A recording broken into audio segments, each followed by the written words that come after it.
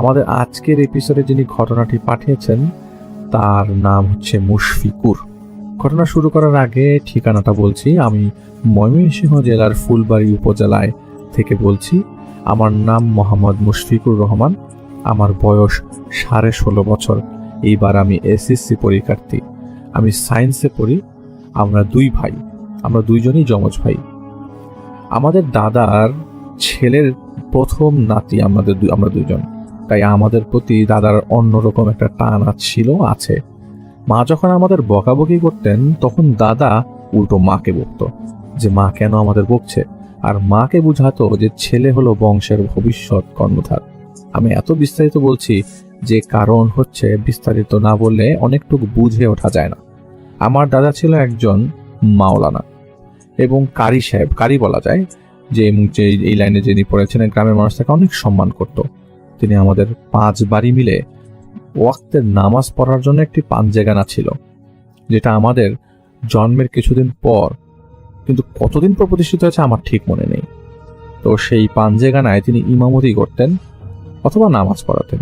সেটা বললাম যে আমার জন্মের পাঞ্জেগানার প্রতিষ্ঠার পর থেকেই সেখানে লোকজনকে আমি নামাজ পড়তে দেখেছি। যাও, গত রমজানের শুরুর দিকে ঘটনা। আমার দাদা পাঞ্জেগানায় তারাবির নামাজ পড়াতো প্রতিদিন। তো 2 রোজা বা 3 রোজায় আমার ছোট কাকার বউয়ের বাচ্চা হবে। হাসপাতালে ভর্তি হলেন। ময়মনসিংহ শহরের একটি প্রাইভেট হাসপাতাল। আমার কাকার সাথে আমার দাদি, তারপর কাকার শাশুড়ি, এরা হাসপাতালে গেলেন। তো এখন তখন আমাদের দাদা বাড়িতে একা। আমার দাদি আমাকে বলল যে তোর দাদাকে নিয়ে তোরা 2 ভাই রাতে থাকবি। বুড়া মানুষ, অনেক তরকারি জিনিস লাগতে পারে, আর তোর দাদাকে নিয়ে একসাথে সেহরি খাবি, ইফতার করবি। আমি দাদিকে বললাম ঠিক আছে, দাদাকে নিয়ে আপনার চিন্তা করতে হবে না, আমরা 2 ভাই আছি। এই বলে তারা চলে যায়। আমি আর আমার ভাই সেদিন রাতে দাদার সাথে ঘুমাতে যাই। তো দাদা বলছিল যে এখন যে এমন যে অবস্থা, তোরা তো আমার খবরই নিস না। আমি তো ভাবছিলাম আমি একা থাকবো। তো পরে আমরা বলি যে দাদা কি বলেন এসব, আমরা আছি না, দাদি আসার আগ পর্যন্ত আমরা থাকবো আপনার সাথে, সেরি করবো, ইফতার করবো, একসাথেই করবো। তো আমরা আলাদাই ছিলাম। তো আমার ছোট কাকার সাথে দাদিরা খেত। তো আমাদের পরিবারটা ছিল আলাদা, কিন্তু এখন তো থাকতে দাদার সাথে। তো এই কথা বলার পর দাদা আমাদেরকে বললো যে আচ্ছা ঠিক আছে ভাই, তোদের সাথেই এতদিন খাবো আমি। দাদা আমাদের যথেষ্ট আদর করতেন। তো সেদিন প্রায় রাত 10টা। দাদা বললো যে ঘুমিয়ে পড়বো। তা আমরা বললাম না, তোমার কাছ থেকে আমরা ভূতের গল্প শুনবো। দাদা বললো আচ্ছা ঠিক আছে শোনাবো, কিন্তু সেহরির সময় বেশি ডাকাডাকি করতে পারবো না, 1 ডাকে উঠতে হবে। আমরা বলি ঠিক আছে। ঘটনা শুরু হয়ে গেল। ঘটনাটা তখন আমার দাদা বলছিলেন, ঘটনাটা আমি যখন যুবক ছিলাম ওই সময় রমজান মাসের। তখন সময়টা ছিল 1971 সাল, সংগ্রামের আগেই বা পরে কোনোটা আমার ঠিক মনে নেই। তারাবির নামাজ পড়াতে শেষ হতো এবং বেশ রাত করে। মসজিদটা ছিল বাসা থেকে বেশ দূরে, 4 থেকে 5 কিলো হবে। তখন রাস্তাঘাট উন্নত ছিল না। গ্রামের রাস্তা, চারদিকে ঝোপঝাড়, রাস্তার পাশে বড় বড় গাছ। তারাবির নামাজ পড়ে আমি ব্যাক করছি। তারাবির নামাজ পড়ে আস্তে আস্তেই প্রথমে চমকে উঠি, হঠাৎ আমার চোখের সামনে একটা বড় সাপ দেখে। সাপটা এত বড় ছিল যে আমি দেখে হতভম্ব হয়ে যাই। তখন টর্চ লাইট ছিল না, হারিকেনের যুগ তখন। চোখের পলক ফেলতেই সাপটা চোখের সামনে থেকে উধাও হয়ে গেল। ভয় পেয়ে আস্তে আস্তে সামনে এগোতে থাকি। 2 কিলোমিটার রাস্তা হেঁটে পাড়ি দিই। এখন এসে পড়ছি ঝোপঝাড়, ঘন কালো অন্ধকার। হারিকেনের আলো নিয়ে ভয়ে আস্তে আস্তে সামনের দিকে এগোচ্ছিলাম। কিছু দূর যাওয়ার পর একটা শব্দ শুনতে পাই। শব্দটা এরকম যে 200 মিটার বা আরো বেশি বা কম দূরে ঘোড়া যদি দৌড়ায় যেতে থাকে, ঘোড়া দৌড়ালে যেমন শব্দ হয় ঠিক তেমন টাইপের কটকট কটকট শব্দ। নিস্তব্ধ এক ঘোর দৌড়ের শব্দ। কিন্তু এত রাতে এই ঝোপঝাড়ের মধ্যে ঘোড়া কোত্থেকে আসবে, বা কে বা কারা ঘোড়ায় চড়ে আসছে, বিষয়টা আমাকে ভাবাচ্ছিল। কিন্তু আমি যেই হাঁটা বন্ধ করি অমনি শব্দটা উধাও হয়ে যায়। পরে এইভাবে আমি বাড়িতে আসি। সমস্যা হয়নি আমার সাথে সাথেই। তারপরে বাকি জীবন আমি কোনোদিন এসব জীবন দেখিও নাই, শব্দ পাইনি। কিন্তু 2012 সালের শীতকালে তখন বড় বড় মাহফিল হতো রাতে, এবং আসরের পর থেকে শুরু হতো, অনেক রাতে শেষ হতো। তা আমি ওয়াজ মাহফিল যাই, মাহফিল শেষ করি। মাহফিল তোরা তো জানিস, মাহফিল শেষ করে সেখানে তবারক দেয়, তো তবারকে বাসার উদ্দেশ্যে রওনা দিই, পায়ে হেঁটে রওনা দিই, কারণ তখন এত রাতে যানবাহন পাওয়ার প্রশ্নই ওঠে না। হেঁটে আসতে আসতে একটা বাজার পড়ে, বাজারটার নাম হচ্ছে কেশরগঞ্জ বাজার। আমি বাজারটার একটু বিবরণ দিয়ে নেই। বাজারের মধ্য দিয়ে একটা মাঝারি টাইপের এক নদী বয়ে গেছে। নদীর ব্রিজটা পার হতেই একটা বিশাল বট বৃক্ষ, তো বট গাছের সামনে দিয়ে একটা রাস্তা গেছে, সেটা আমাদের বাড়ির রাস্তা। ঠিক সেই রাস্তা দিয়েই আমরা বাসায় যাই। ওই রাস্তার পাশ দিয়ে নদীটা গেছে, নদীর নাম হচ্ছে কলমদারি নদী। দাদা সে বাজার পার হয়ে ব্রিজটা পার হতেই ওই বট গাছের পাশেই রাস্তা ধরে এগোতে থাকে। রাত 1:30 বাজে তখন। হাতে ছিল পাওয়ারের টর্চ লাইট, হাই পাওয়ারের টর্চ লাইট। নদীর পাশ দিয়ে রাস্তা ধরে হাঁটতে থাকে। রাস্তায় পাশ দিয়ে নদীটা যেই একটা বাঁক দিয়ে গেছে, অন্য দিক দিয়ে সেই বাঁকে একটা বড় জাম গাছ ছিল। যেই হাঁটতে হাঁটতে জাম গাছটার নিচে দাদা আসে, ঠিক তখনই, যেহেতু শীতকালে নদীতে কম পানি, নদীর পানি বিকট একটা শব্দ করে। শব্দটা এমন ছিল যে নদীর পানি থেকে নদীর পানির উপর গাছ পড়ে গেলে গাছের উপর থেকে কেউ ঝাঁপ দিলে যেমন শব্দ হয়, ঠিক সেরকম একটা শব্দ শুনে দাদা ভয় পেয়ে যায়। ঠিক 5 মিনিট এক জায়গায় এক দৃষ্টিতে দাদা তাকিয়ে থাকে। আপনি বলুন না, 1:30টায় বড় একটা জাম গাছের নিচে নদীতে বিকট শব্দ হলে আপনার কেমন অনুভূতি হবে? তার মধ্যে আপনি একা, চারপাশে কেউ নেই, ঘন কালো কুয়াশা। রাতে বাসায় এসে ঠিক ওই রাতেই প্রচুর জ্বর উঠে পড়ে। পরের দিন রাতে দাদার শরীর থেকে দুর্গন্ধ আসতে থাকে এবং দাদি দুর্গন্ধটা পায়। ধীরে ধীরে দুর্গন্ধটা বাড়তে থাকে। রাত যখন গভীর হয়, দাদি লক্ষ্য করে কালো কুচকুচে একটা লম্বা অবয়ব, বেশ ভয়ঙ্কর, কিন্তু দৃশ্যটা দাদি লক্ষ্য করে ছ্যামার মতো। ঘরে সেই বাজে দুর্গন্ধটা আর বেশি বিরাজ করতে থাকে। দাদার শরীরে প্রচুর পরিমাণে জ্বর তখন। দাদি চিন্তা করে যে এবার দাদাকে ডাকবে। যেই ডাক দিল, দাদা শুনছেন, তখন যেই দরজার দিকে তাকায়, দেখে যে লম্বা অবয়বটা আর দাদি দেখতে পাচ্ছিল না। পরে সেই জ্বর বহুদিন পর্যন্ত ছিল, আমরা পর্যন্ত দেখেছি। পরে কয়েকদিন পর ভালো হয়ে যায়। তো এই 2টা ঘটনা বলে দাদা শেষ করে দেয়। পরে দাদা বলে, আর কোনোদিন কখনো এগুলো জীবনে আমি দেখি নাই, আমার সামনে ঘটেনি। পরে আমার ভাই আর দাদা মশারি টাঙিয়ে আমরা ঘুমিয়ে পড়ি সেদিন। ঠিক কয়েকদিন পর আমার কাকার বাচ্চা হওয়ার পর তারা হাসপাতাল থেকে বাসায় আসে। আমরা তখন দাদার সাথে থাকি না, কারণ সবাই বাসায় চলে এসছে। 17 রোজার দিন আমার দাদা হঠাৎ করে বমি করা শুরু করে। একই দিনে তিনি 4 বার বমি করে। ওই দিন রাতে দাদা মারাত্মকভাবে অসুস্থ হয়ে পড়ে। খাওয়া দাওয়া ঠিক মতো করতে পারছিল না, তাই আমরা তাকে রোজা রাখতে দিই না। ধীরে ধীরে তার অবস্থার অবনতি হয়। দাদাকে আমরা 23 কিংবা 24 রমজানের দিন ময়মনসিংহ মেডিকেল কলেজের হাসপাতালে ভর্তি করি। রমজানের দিন তো, তাই হাসপাতালে রাত কাটানো খুব কষ্টকর। দাদার সাথে দাদি সবসময় থাকতো। বাসা থেকে ইফতার আর সেহরির খাবার একেবারেই নিয়ে আসতাম। আমার ফুপি আর আমার ছোট কাকাকে বাসায় বিশ্রাম নিতে পাঠিয়ে দিই আমরা। আমি আর আমার কাকা হাসপাতালে আসি খাবার নিয়ে, আর দাদার সাথে থাকতাম। সেদিন রাতের ঘটনা, নার্স আসে আমাদের বেডে, দাদাকে স্যালাইন দিতে আসে। নার্স যখন দাদাকে হাতে সুচ ঢুকাতে যায়, মানে নিডল প্রিক করতে যাবে, অমনি আমার দাদা নার্সের চুলের মুঠি ধরে ফেলে এবং জোরে টান দেয়। নার্স প্রচন্ড চিৎকার দেয়, জোরে চিৎকার দেয়। আমরা তখন দাদার হাত ধরে হাত ছাড়াই। দাদা আমাদেরকে রেগে গিয়ে বলে, তুই কে, তোরা কি চাস? কিন্তু আমরা বলি, দাদা আপনি চিনতে পারছেন না আমাদের, আমি আপনার বড় নাতি। দাদা বলে, আমি কাউকে চিনি না, তোরা যা সবাই। তখন আমি দাদি রেগে গিয়ে দাদাকে বললেন যে, বুড়ো বয়সে এত ঢং করছেন, আচ্ছা আপনি তো আগে এমন ছিলেন না, এমন করছেন কেন? দাদা জ্ঞান হারিয়ে ফেলে। হাসপাতালে যে কারণে আমরা দাদাকে নিয়ে আসি, আর যে দাদার শরীরে কোনো শক্তি ছিল না, কোনো কিছু খেতে পারছে না, শরীর অবশ ছিল, কিন্তু এখন নার্সকে এত জোরে কিভাবে চুলের মুঠি ধরে টান দিল, অথচ এমন শক্তি কিভাবে পেল? আমি আর আমার কাকা ধরে ছাড়াতে পারছিলাম না। এই সময় দাদা এত শক্তি কোথা থেকে পেল? এই বিষয়টা খুব ভাবায় আমাকে, এখনো আজও ভাবায়। কয়েকদিন পর দাদাকে হাসপাতাল কর্তৃপক্ষ ছুটি দিয়ে দেয়। আমরা বাসায় নিয়ে আসি। ধীরে ধীরে দাদার অবস্থাটা মোটামুটি ভালো হতে শুরু করে। রোজা শেষ, হঠাৎ করে দাদার অবস্থার অবনতি হয়। সেই আগের অবস্থায় ফিরে আসলো। কথা খুব কম বলতো, কথা বলতোই না কারোর সাথে, শরীরে প্রচন্ড জ্বর। এর মধ্যে হাসপাতালে যে কয়দিন ছিল সেই কয়দিন দাদার শরীরের অনেক কিছু টেস্ট করায়, আলট্রাসোনোগ্রাম করায়, ইসিজি করায়, সিটি স্ক্যান করায়, কিন্তু এগুলোতে কোনো কিছুতে দাদার আসলে কোনো ধরনের কঠিন রোগ শনাক্ত করা হয়নি।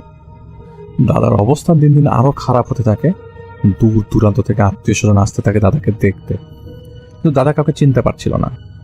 দাদি লক্ষ্য করছিল যে দাদা রাতে নিজে নিজেই শুধু বলতো যে আমি চলে যাব পৃথিবী থেকে, আমাকে নিয়ে যাও তোমরা। আসলে দাদা কোনো কথা, আসলে দিনে দাদা কোনো কথা বলতো না, এগুলি সব রাতে বলতো।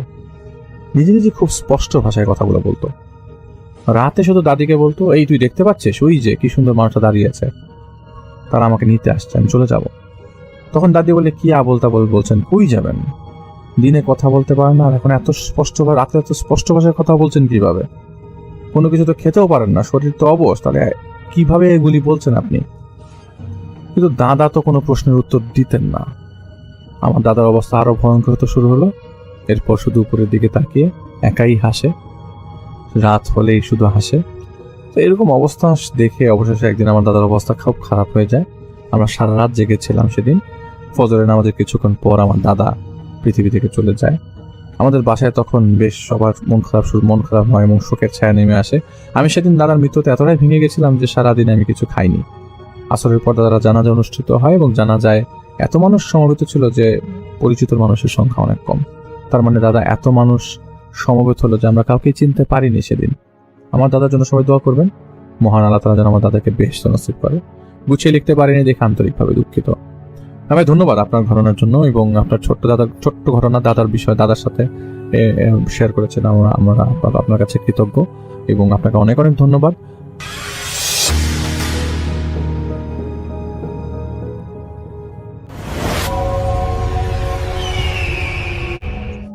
আসসালামু আলাইকুম রাসেল ভাই, কেমন আছেন জিজ্ঞেস করবো না, আমি জানি আপনি সবসময় ভালোর দলে।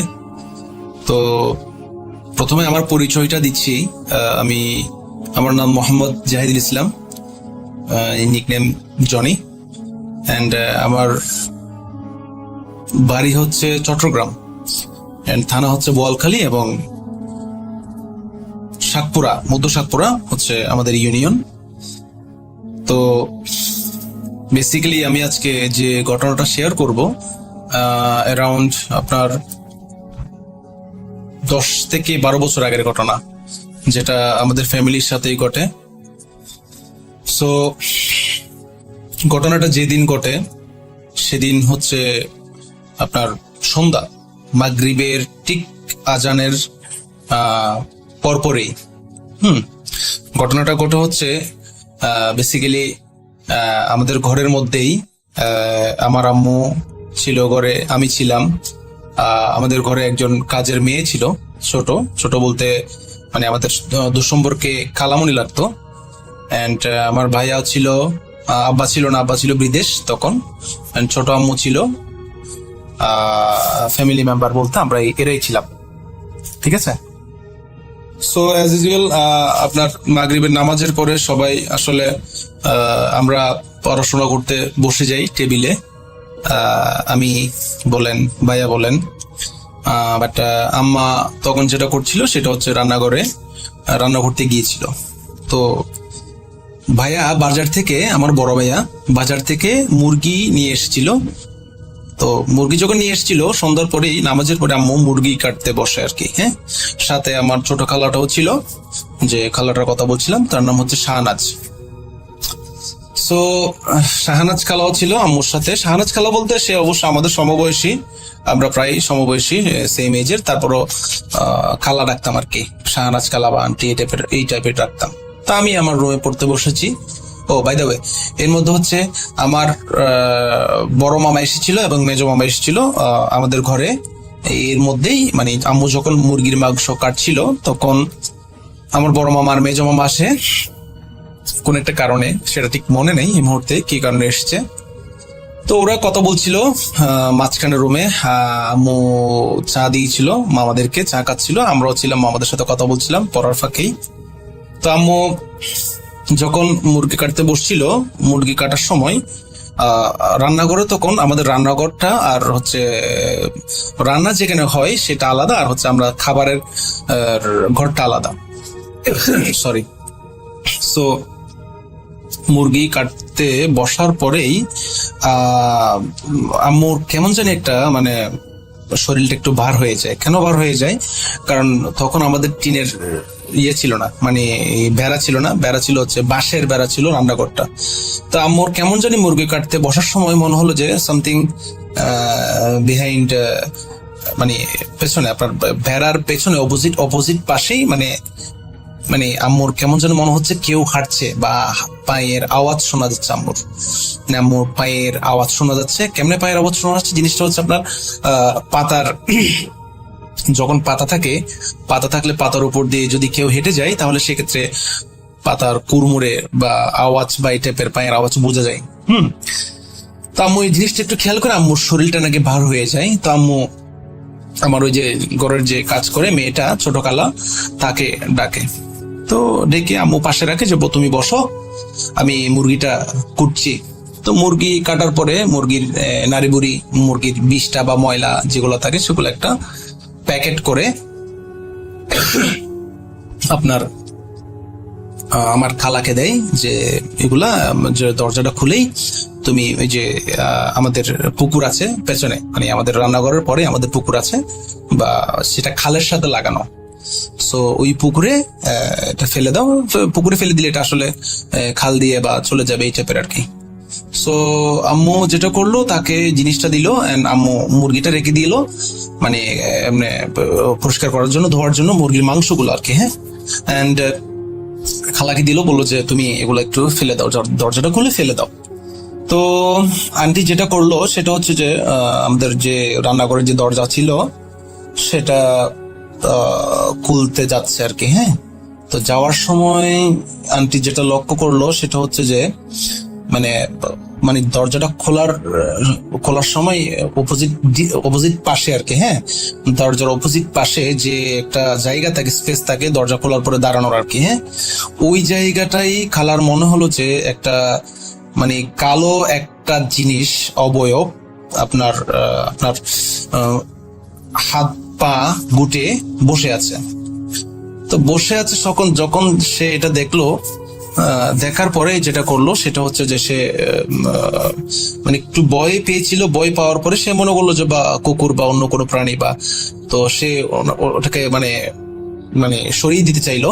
বাট তার মধ্যে যেটা হলো, দরজাটা খোলার সাথে সেটা দেখার সাথে সাথে যেটা হলো, সে ওই দিক থেকে ওই অবয়বটা একটা ধাক্কার মতো একটা মানে ধাক্কা দেওয়া শুরু করলো দরজায়।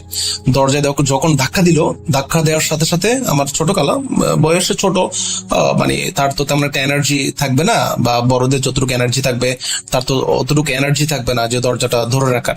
সো তারপর সে যেটা করলো সেটা হচ্ছে যে সে মুরগির আপনার যে অবশিষ্ট অংশ, যে ময়লাগুলো যেগুলো ফেলানোর পথে ছিল সেগুলো হাত থেকে ফেলে দরজাটা আপনার চেপে ধরলো যাতে ওই জিনিসটা আসতে না পারে। তা এবং ইন দ্য মিন টাইম সে যেটা করলো সেটা হচ্ছে যে আমার আম্মুকে ডাকা শুরু করলো যে আপু দরজা দিয়ে কেউ একটু ঢুকে যাচ্ছে। তা আমার আম্মু বললো যে কে ঢুকবে, আসলে এখানে ঢোকার কি আছে? হয়তো কুকুর, তুমি একটা কুকুরকে তুমি দৌড়াইতে পারতেছো না, যে মানে দরজা ধরে রাখতে পারতেছো না, সমস্যা কি? যেটা কুকুর হবে। বলছে না আপা, কুকুর হবে না, খুব দ্রুত আসো, আমি ধরে রাখতে পারতেছি না জিনিসটা। তো আমার আম্মু বললো যে কি ব্যাপার মেয়েটা আসলে এতক্ষণ ধরে বলতেছে যে আসলে না যাওয়া দরকার। আম্মু দৌড়ে গিয়ে দেখলো যে আসলে হ্যাঁ তাই তো, মানে যে দরজাটা ধরে রাখতে পারতেছিল না, মানে এইরকম একটা অবস্থা যে মানে এটা ভেঙে চলে আসবে। তা আমি মামাদের সাথে কথা বলতেছিলাম, তো আমার আম্মু চিৎকার চেঁচামেচি শুরু করলো এর মধ্যে যে তোমরা সবাই কোথায় আসো, যে মানে দরজাটা তো ভেঙে ফেললো, কে ঢুকে যাচ্ছে বা কে কিছু একটা ঢুকে যাচ্ছে। তো আমরা আওয়াজ শোনার সাথে সাথে যেটা করলাম সেটা হচ্ছে আমরা দৌড়ে চলে আসলাম মাঝখানের রুম থেকে, আমাদের রান্নাঘরে চলে আসলাম। এসে দেখলাম যে এই কাণ্ড। তো এটা যখন দেখলাম, দেখার সাথে সাথে আমরা সবাই ভয় পেয়ে গেলাম। মানে এমন একটা অবস্থা ভাই, আমি আসলে মানে বুঝতে পারবো না জিনিসটা। যখন এই জিনিসটা যদি কেউ ফেস করে তাহলে সেই বুঝতে পারবো আসলে ভয় জিনিসটা কাকে বলে। আমার লাইফে আমি কখনো ভূত বা মানে জিন, আল্লাহর রহমত হোক বা আল্লাহর রহমতে হইতে দেখি নাই। আমি জিনিসটাকে পার্সোনালি ভয় পাই। তো আমি চাইবো না যে আল্লাহ আমাকে এরকম কোন একটা সিচুয়েশনের মধ্যে ফেলুক। বাট ওই দিন আসলে বুঝতে পেরেছিলাম যে আসলে ভয় জিনিসটা কতটুকু। তো যেটা হলো তো আমরাও যেটা করলাম, আমি আমার মামাকে ডাক দিলাম। আমার মামা আসলো, আমার বড় মামা ছোট মামা আসলো, আমার আম্মু, আমি এবং আমার বড় ভাইয়া, আমরা 6 থেকে 7 জন মানুষ আমরা দরজাটা কোনো রকমে ধরে রাখতে পারতেছিলাম না। মানে সাপ উপর দিয়ে ধরলে নিচ দিয়ে ফেটে চলে আসার মতো অবস্থা, নিচ দিয়ে ধরলে উপর দিয়ে ফেটে চলে আসার মতো অবস্থা। তো এইরকম ধস্তাধস্তি চলতেছিল, ওই দিক থেকে কে ঠেলতেছে বা কে দরজাটাকে ভেঙে চলে আসতে চাচ্ছে ওটা দেখার আসলে সাহস তো আমাদের কারো ছিল না। বাট এমন একটা মানে মানে আমরা প্রেসার অনুভব করতেছিলাম যে ওই দিক থেকে প্রচুর, বাট ওইরকম যে বা কোনো একটা প্রাণী হলেও গর্জন করবে বা আওয়াজ করবে ওইরকম কোনো ধরনের আমরা আসলে আওয়াজ শুনতে পাচ্ছিলাম না। জাস্ট আপনার যেটা শুনতে পাচ্ছি সেটা হচ্ছে যে আপনার প্রেসার, মানে শুধু ঠেলতেছে দিক থেকে, মানে যে কোন রকমে সে ঘরের মধ্যে ঢুকে যাবে, যে তার উদ্দেশ্য হচ্ছে ঘরের মধ্যে ঢোকা। কিন্তু আমরা যেটা করতেছিলাম, আমরা 4-5 জন মিলে প্রায় আপনার 8 থেকে 10 মিনিট ধরে এই মানে ধস্তাধস্তি চলতেছিল। বাট কারো সাহস হচ্ছে না যে মানে আমাদের ওই হিতে জ্ঞানটা ছিল না যে ওই মুহূর্তে আমাদের ছাদের উপর দিয়ে গিয়ে আমাদের রান্নাঘরটা দেখা যায়, ওই রান্নাঘরের ওইদিকে কি করছে সেটা দেখার। বাট আমাদের কারোই সেন্স এটা ছিল না। তো শেষমেশ যেটা হলো সেটা হচ্ছে যে প্রায় 8 থেকে 10 মিনিট ধরে আসলে এই ধস্তাধস্তি চলছিল। তো চলার একটা সময়ে হুট করে আমরা অনুভব করলাম যে আর জিনিসটা নাই, আর জিনিসটা ভ্যানিশ হয়ে গেল। হুট করে দরজা আপনার করা, এই যে কি বলে মানে ধস্তাধস্তি করা বন্ধ হয়ে গেল। তো প্রায় এর 5 থেকে 10 মিনিট পরে আমরা দরজাটা মানে খোলার চেষ্টা করছিলাম, তারপর ভয় পাচ্ছিলাম। শেষে পুরো এলাকার বলতে মানে আপনার পুরো আমাদের বাড়ির সব মানুষ চলে এসেছে আমাদের ঘরের মধ্যে, যে আসলে কি হয়েছে। সো সবাই যখন আসলো তো আমরা সাহস পেলাম যে না, আসলে খুলে দেখা দরকার আসলে কি ঘটেছে বা কি হয়েছিল জিনিসটা। তো একটা বিষয়, জিনিসটা আমরা যেটা লক্ষ্য করলাম সেটা হচ্ছে যে দরজা খোলার পরে আমরা যেটা লক্ষ্য করলাম সেটা হচ্ছে যে আসলে কোন একটা যদি প্রাণী বা কোনো কিছু বা কোনো মানুষ যদি বা কয়েকজন মানুষ মিলে যদি আপনার এরকম দরজা যদি বা ধস্তাধস্তি করে বা ঠেলে ঢুকে যাওয়ার চেষ্টা করে, তাহলে হয়তো ওদের ওই জায়গায় অনেক পায়ের চিহ্ন থাকবে। কারণ আমরা 5-6 জন মানুষ মিলে আমরা যখন দরজাটা মানে ভেতরে না আসার জন্য যখন আমরা মানে বাধা দিচ্ছিলাম, তখন ওই দিক থেকে অপোজিট সাইড থেকে কিন্তু এর 3 গুণ প্রেসার আমরা অনুভব করছিলাম। হ্যাঁ, বাট জিনিসটা খেয়াল করলাম যে ওখানে কিন্তু পায়ের কোনো ছাপ ছিল না, নট এ সিঙ্গেল সাইন, মানে কোনো পায়ের বা কোনো অনেকগুলো প্রাণী যে থাকবে বা ওইরকম কোনো জিনিস খেয়াল করলাম না। পরবর্তীতে আমরা রাত্রে, এটা যখন প্রায় 8টা বেজে গেছিল, তো তখন খেয়াল করলাম যে আসলে বেসিক্যালি এখানে একটা জিনিসই খেয়াল করলাম, পরে সেটা নোটিস করলাম, সেটা হচ্ছে আপনার একটা আঁচড়, অনলি একটা 3টা নখের আঁচড় আপনার আমাদের ওই জায়গায় যে জায়গায় মানে ধস্তাধস্তি করা হয়েছিল, মানে নিচেই দরজার নিচেই মাটিতে 3টা আঁচড় খেয়াল করলাম, নখের আঁচড়। তো ওটা দেখার পর আসলে আমরা রিয়েলাইজ করতে পেরেছি আসলে জিনিসটা বা মানুষ বা কোনো বা জন্তুর পক্ষে বা এইভাবে করা সম্ভব না। সো সেটার পরে আমরা আসলে আর জিনিসটা নিয়ে বেশি ঘাবড়ে গিয়েছিলাম, ভয় পেয়েছিলাম। পরে যেটা করলাম সেটা হচ্ছে ওই দিন তো আর আসলে সম্ভব হয়নি, বাট পরের দিন আমরা যেটা করলাম, আমাদের মসজিদের ইমামকে নিয়ে আসলাম। সো মসজিদের ইমামকে এনে আমরা জিনিসটা দেখালাম এবং পুরো জিনিসটা ওনার সাথে শেয়ার করলাম। তো শেয়ার করার পরে বেসিক্যালি উনি যেটা বললো আর কি, হ্যাঁ, যে আসলে এটা আসলে একটা খারাপ জিনিস ছিল, যে যেটা বা পেতনি বা এই টাইপের জিনিস আর কি, বা হ্যাঁ হয়তো বা জিন টাইপের জিনিস, যেটা যদি এটা চাচ্ছিল যে আসলে বেসিক্যালি পেতনি বলা হয়। পেতনি জিনিসটা হচ্ছে ওই যে যখন মুরগির মাংস করছিল, মুরগির গন্ধ বা ওই যে মুরগির নারী বুড়ির গন্ধ এগুলা মানে পেয়ে উনি ওই জিনিসটা এসেছিল এগুলো খাওয়ার জন্য বা এই টাইপের কিছু আর কি। তো হুজুর যেটা বললো সেটা হচ্ছে উনি যদি ওই জিনিসটা যদি ঘরের মধ্যে ঢুকতো তাহলে আপনাদের অনেক ক্ষতি হয়ে যেত, মানে এটাকে বের করাটা অনেক টাফ হয়ে যেত। যাক, মানে উনি বললো যে যাক আলহামদুলিল্লাহ আপনারা সক্ষম হয়েছেন যে উনি ঘরে ঢুকতে পারেনি বা এই টাইপের কিছু হয়নি। তো পরবর্তীতে আমরা যেটা করেছি সেটা হচ্ছে হুজুরকে দিয়ে আমরা আবার আমাদের পুরা ঘরটা, যেটাকে বলে বন করা, আমরা বন করে ফেলি। তো এরপর থেকে আলহামদুলিল্লাহ আর কোনো সমস্যা হয়নি। সো রাসেল ভাই, এটি ছিল আমার প্রথম ঘটনা।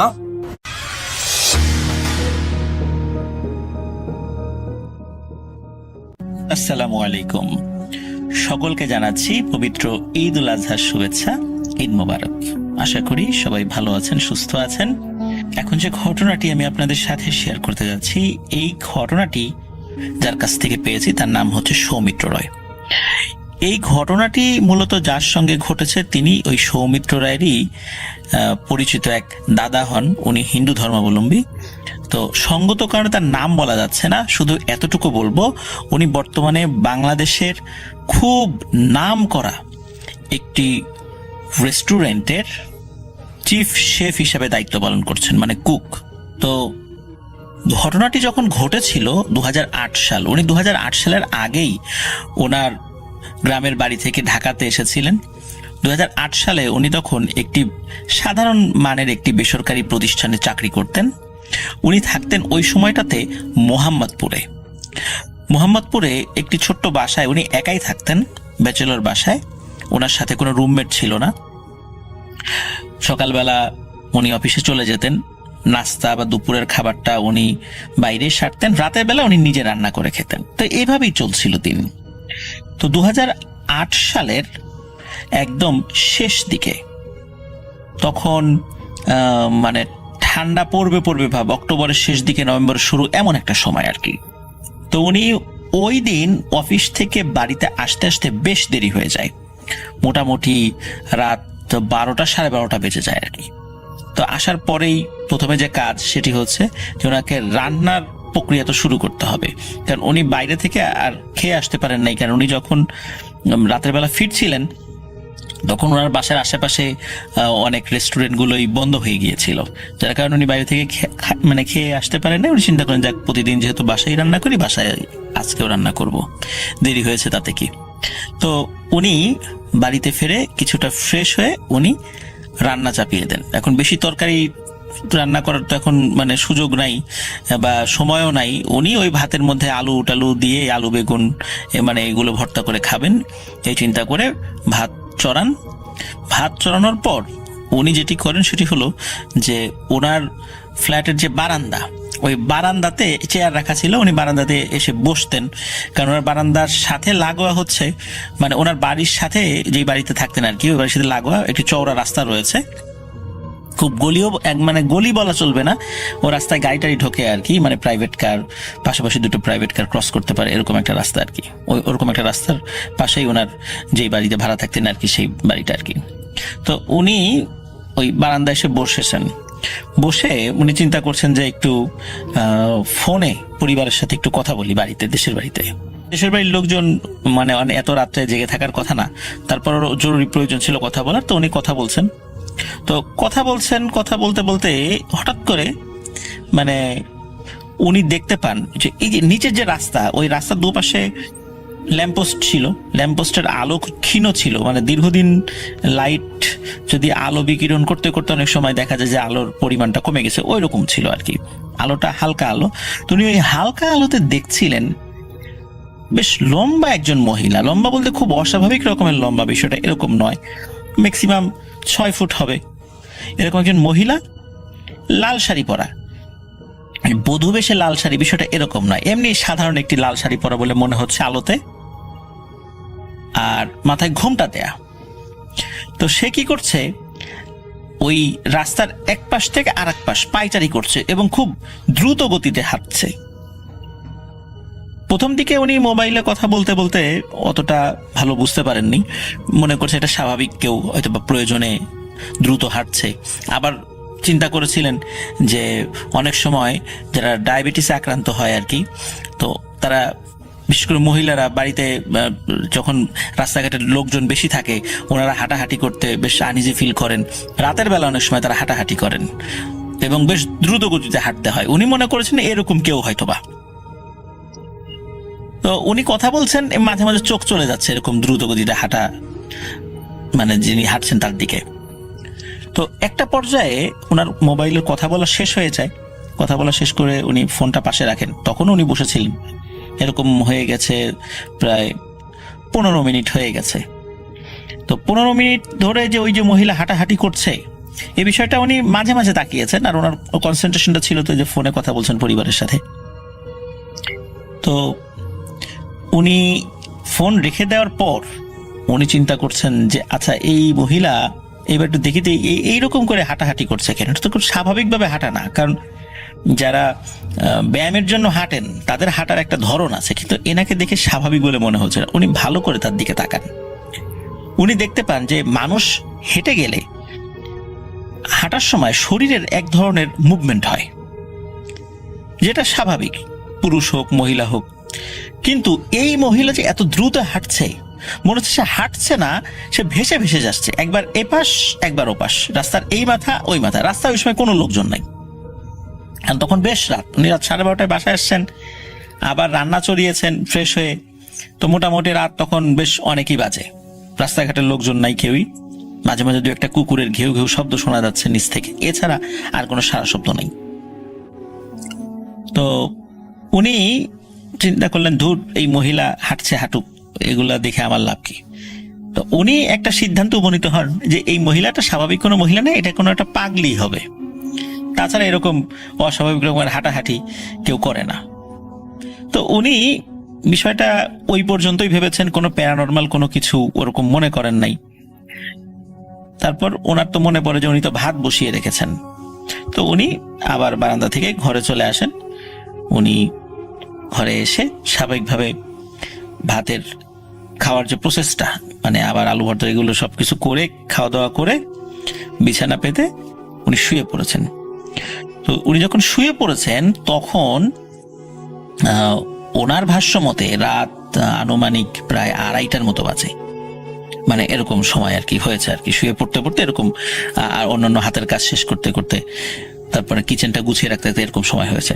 তো উনি যখন শুয়ে পড়েছেন তখন কিন্তু শীতকালের শুরুটা, তখন উনি ফ্যান চালাতেন না, মানে ওই সময় ফ্যান চালানোর প্রয়োজন ছিল না, ফ্যান ছাড়াই ঠান্ডা লাগছিল। আর উনি যেই পাশটাতে শুতেন ওই পাশে একটা উইন্ডো আছে, ওই উইন্ডোর আলো, মানে আশেপাশের যে সমস্ত ল্যাম্প পোস্ট বা অন্যান্য বাড়ির বারান্দায় যে আলোগুলো জ্বলে, ওই জানালা দিয়ে হালকা আলো ওনার রুমে আসার জন্য ডিম লাইট জ্বালানোর প্রয়োজন ছিল না ওনার। তো উনি শরীরের উপরে একটা পাতলা কম্বল দিয়ে শুয়েছেন, মানে চিত হয়ে শুয়েছেন। তো চিত হয়ে যখন শুয়েছেন, শোয়ার সাথে সাথে, মানে তখন তো ঘুমান নাই একদম, মানে উনি সেন্সে রয়েছেন আর কি, কেবল শুয়েছেন আর কি। হঠাৎ করে ওনার চোখ যায় ফ্যানের দিকে, যে ফ্যানটা ওনার খাটের ঠিক উপরেই ছিল। ফ্যানের ব্লেড ছিল 3টা, স্বাভাবিকভাবে যে ফ্যানগুলোর যে ব্লেড আর কি, আমরা তো দেখি 3টা ব্লেড আর কি। তো উনি দেখতে পান একটা ব্লেডের উপর একটু আগে যেই মহিলাকে উনি দেখেছেন হাঁটাহাঁটি করতে, ঠিক ওই রকমই, ওই শাড়িটাই পরা, মাথায় ঘোমটা দেয়া, ওই ব্লেডের উপরে পা ঝুলিয়ে বসে আছে। প্রিয় লিসেনার্স, একটা ফ্যানের পাতলা ব্লেডের উপরে একটি বড় আকৃতির বিড়ালও কিন্তু বসতে পারে না, কারণ ব্লেডটা বেঁকে যায়, ওই বিড়ালও নিচে পড়ে যাবে। সেখানে কোনো একটা মানুষ ব্লেডের উপরে বসে থাকবে, এটা কিন্তু সম্পূর্ণ অস্বাভাবিক একটি জিনিস। তো উনি যখনই, যেহেতু উনি চিত হয়ে শুয়েছিলেন এবং যখনই উপর দিকে তাকিয়েছেন, তাকানোর সাথে সাথে মানে ওই ব্লেডের উপর যে বসে আছে তার চোখের সাথে আই কন্টাক্ট হয়, এবং উনি দেখতে পান যে চোখ দুটো ওই ঘুমটার আড়ালেই জল জল করে জ্বলছে, কিন্তু চেহারা বোঝা যাচ্ছে না। এবং যখনই আই কন্টাক্ট হয়েছে 1 কি 2 সেকেন্ড, এর পরপরই সাঁ করে ওই উপর থেকে, ওই ব্লেডের উপর থেকে ওই মহিলাটা একদম উড়ে এসে ওনার বুকের উপর ধরাম করে বসে। তো যখন বসে তখন উনি অতটা ভারী, মানে উপর থেকে যে এসে পড়েছে ওইরকম ভার ওনার অনুভূত হয়নি, মনে হয়েছে দমকা একটা বাতাস এসে ওনার বুকের উপর এসে বসেছে, এবং বসে যে কাজটি করেছে ওনার গলা চেপে ধরেছে। এখন আচমকা এই জিনিসটা হওয়ার সাথে সাথে উনি প্রচন্ড ভয় পেয়েছেন। উনি বেশ সাহসী মানুষ ছিলেন, এবং এতটা সাহসী মানুষ ছিলেন যে গ্রামে অনেক সময় বিভিন্ন বন্ধু বান্ধবদের সাথে বাজি ধরে বিভিন্ন সাহসী কর্মকাণ্ড করতেন, আর রাত বিরেতে হাঁটা চলা ওনার জন্য কোনো ব্যাপারই ছিল না। তো উনি যতই সাহসী হন না কেন, হঠাৎ করে ব্লেডের উপর এরকম একজন মানুষকে বসে থাকতে দেখা, তারপরে আবার এরকম উড়ে এসে তার বুকের উপর বসে পড়ে এবং তার গলা চেপে ধরা, এই বিষয়টা তাকে হঠাৎ করেই ভয় পাইয়ে দেয়। আর যখন এই কাজটি হচ্ছে তখন উনি হাত দুটি ছাড়ানোর জন্য চেষ্টা করছেন। উনি যখন ওনার 2 হাত দিয়ে ওনার গলায় চেপে ধরা হাত দুটি ধরেছেন মানে ছাড়িয়ে নেওয়ার জন্য, উনি অদ্ভুত রকমের একটা অনুভূতি ওনার শরীরের মধ্যে মানে উনি ফিল করেন আর কি, এই অনুভূতিটা ফিল করেন। উনি বুঝতে পারেন যে উনি যে হাতটা ধরেছেন এটা আসলে হাতই না, মনে হচ্ছে উনি বাতাসের মধ্যে হাত ঢুকিয়ে দিয়েছেন, মানে একটা বায়বীয় একটা অবয়ব হচ্ছে ওই হাত। অথচ এই শক্ত হাতটি ওনার গলা চেপে ধরেছে, কিন্তু ওই যখন উনি ওই হাতটি চেপে ধরতে গিয়েছেন ওই হাতটি একটা বায়বীয় হাত। এরপরে উনি ওনার দুই হাত দিয়ে ওই যে ওনার বুকের উপর বসে থাকা যে অবয়বটি শাড়ি পরা তাকে জাপটে ধরে ওনার বুকের উপর থেকে সরানোর চেষ্টা করতে গিয়েছেন। যখন দুই হাত দিয়ে তাকে জাপটে ধরতে গিয়েছেন তখন দেখে আরে এটা তো কোনো অবয়বই না, এটা একটা বায়বীয় জিনিস। ওনার হাত ওই অবয়বটি শরীরের ভিতর দিয়ে চলে যাচ্ছে। এখন উনি কি করবেন? ওদিকে ওনার নিঃশ্বাস কিন্তু অলরেডি বন্ধ হয়ে গেছে, মানে আর অল্প কিছুক্ষণ থাকলে ওনার মৃত্যু অনিবার্য অবস্থায় উনি একটু সাহস সঞ্চয় করে উনি ওনার নিজের শরীরটাকেই বাঁকিয়ে ফেলেন এবং বাঁকিয়ে একটা শরীর মানে ওনার শরীরটাকে একটু ঝাড়া দেওয়ার চেষ্টা করেন। যখন ঝাড়া দেওয়ার চেষ্টা করেছেন তখন ওনার শরীরের উপর থেকে ওই জিনিসটা খাটের এক পাশে পড়ে গেছে। পাশে বলতে ওনার তো সিঙ্গেল চৌকি ছিল, খাটের নিচে পড়ে যায়। নিচে পড়ে যাওয়ার পর উনি দেখতে পান ওই জিনিসটা হামাগুড়ি দিয়ে খাটের নিচে ঢুকে গেল এবং খাটের নিচে ঢুকে ওনার পা যেদিকে ছিল ওই দিক দিয়ে বের হয়ে আবার হামাগুড়ি দিয়ে ওনার বুকের উপর এসে ধরম করে বসেছে, বসে আবার ওনার গলা চেপে ধরেছে। উনি এবারও ধস্তাধস্তি করার চেষ্টা করেন, কিন্তু এবারও দেখেন যে তার অবয়বটা বায়বীয় অবয়ব, মানে ওনার সাথে কোনোভাবে পেরে উঠছে না। উনি যেই প্রক্রিয়াতে শুরুতে ওই অবয়বটিকে শরীরের উপর থেকে ফেলে দিতে পেরেছিলেন তিনি একই প্রক্রিয়ায় তাকে ফেলে দেন। ওই অবয়বটি আবারও চোখের নিচে ঢুকে যায়, এবার তার মাথার সাইড দিয়ে বের হয়, চোখের ওই সাইডটা দিয়ে বের হয়ে আবার তার বুকের উপর এসে বসে। এবার আর শুধু গলা চেপে ধরেছে বিষয়টা এরকম না, তার শরীরটাকে খামচা দিতে থাকে। উনি ফিল করেন ওই অবয়বটার হাতের নখগুলো বেশ ধারালো এবং ধারালো ওই নখ দিয়ে তার শরীরটাকে সে ক্ষত বিক্ষত করছে। তো উনি ওনার জায়গা থেকে সর্বোচ্চ চেষ্টা করছেন। আর উনি যেই তন্ত্রমন্ত্র জানতেন, ওনার ধর্মের যেই তন্ত্রমন্ত্রগুলো সেগুলো উনি পাঠ করছেন, কিন্তু ওই যে অবয়বটি এই অবয়বটির এখান থেকে সরে যাওয়ার কোনো নাম নিশানা নেই। এর মধ্যে উনি একবার সেন্সলেস হয়ে যান। কতক্ষণ সেন্সলেস ছিলেন উনি বলতে পারেন না। ওনার আবার যখন ঘুম ভাঙে তখন দেখে ওই অবয়বটি তার পাশে দাঁড়িয়ে আছে। যখনই সেন্স ফিরেছে আবার ওই অবয়বটি তার উপর চড়াও হয়। এইভাবে তার সাথে ধস্তাধস্তি চলতে থাকে।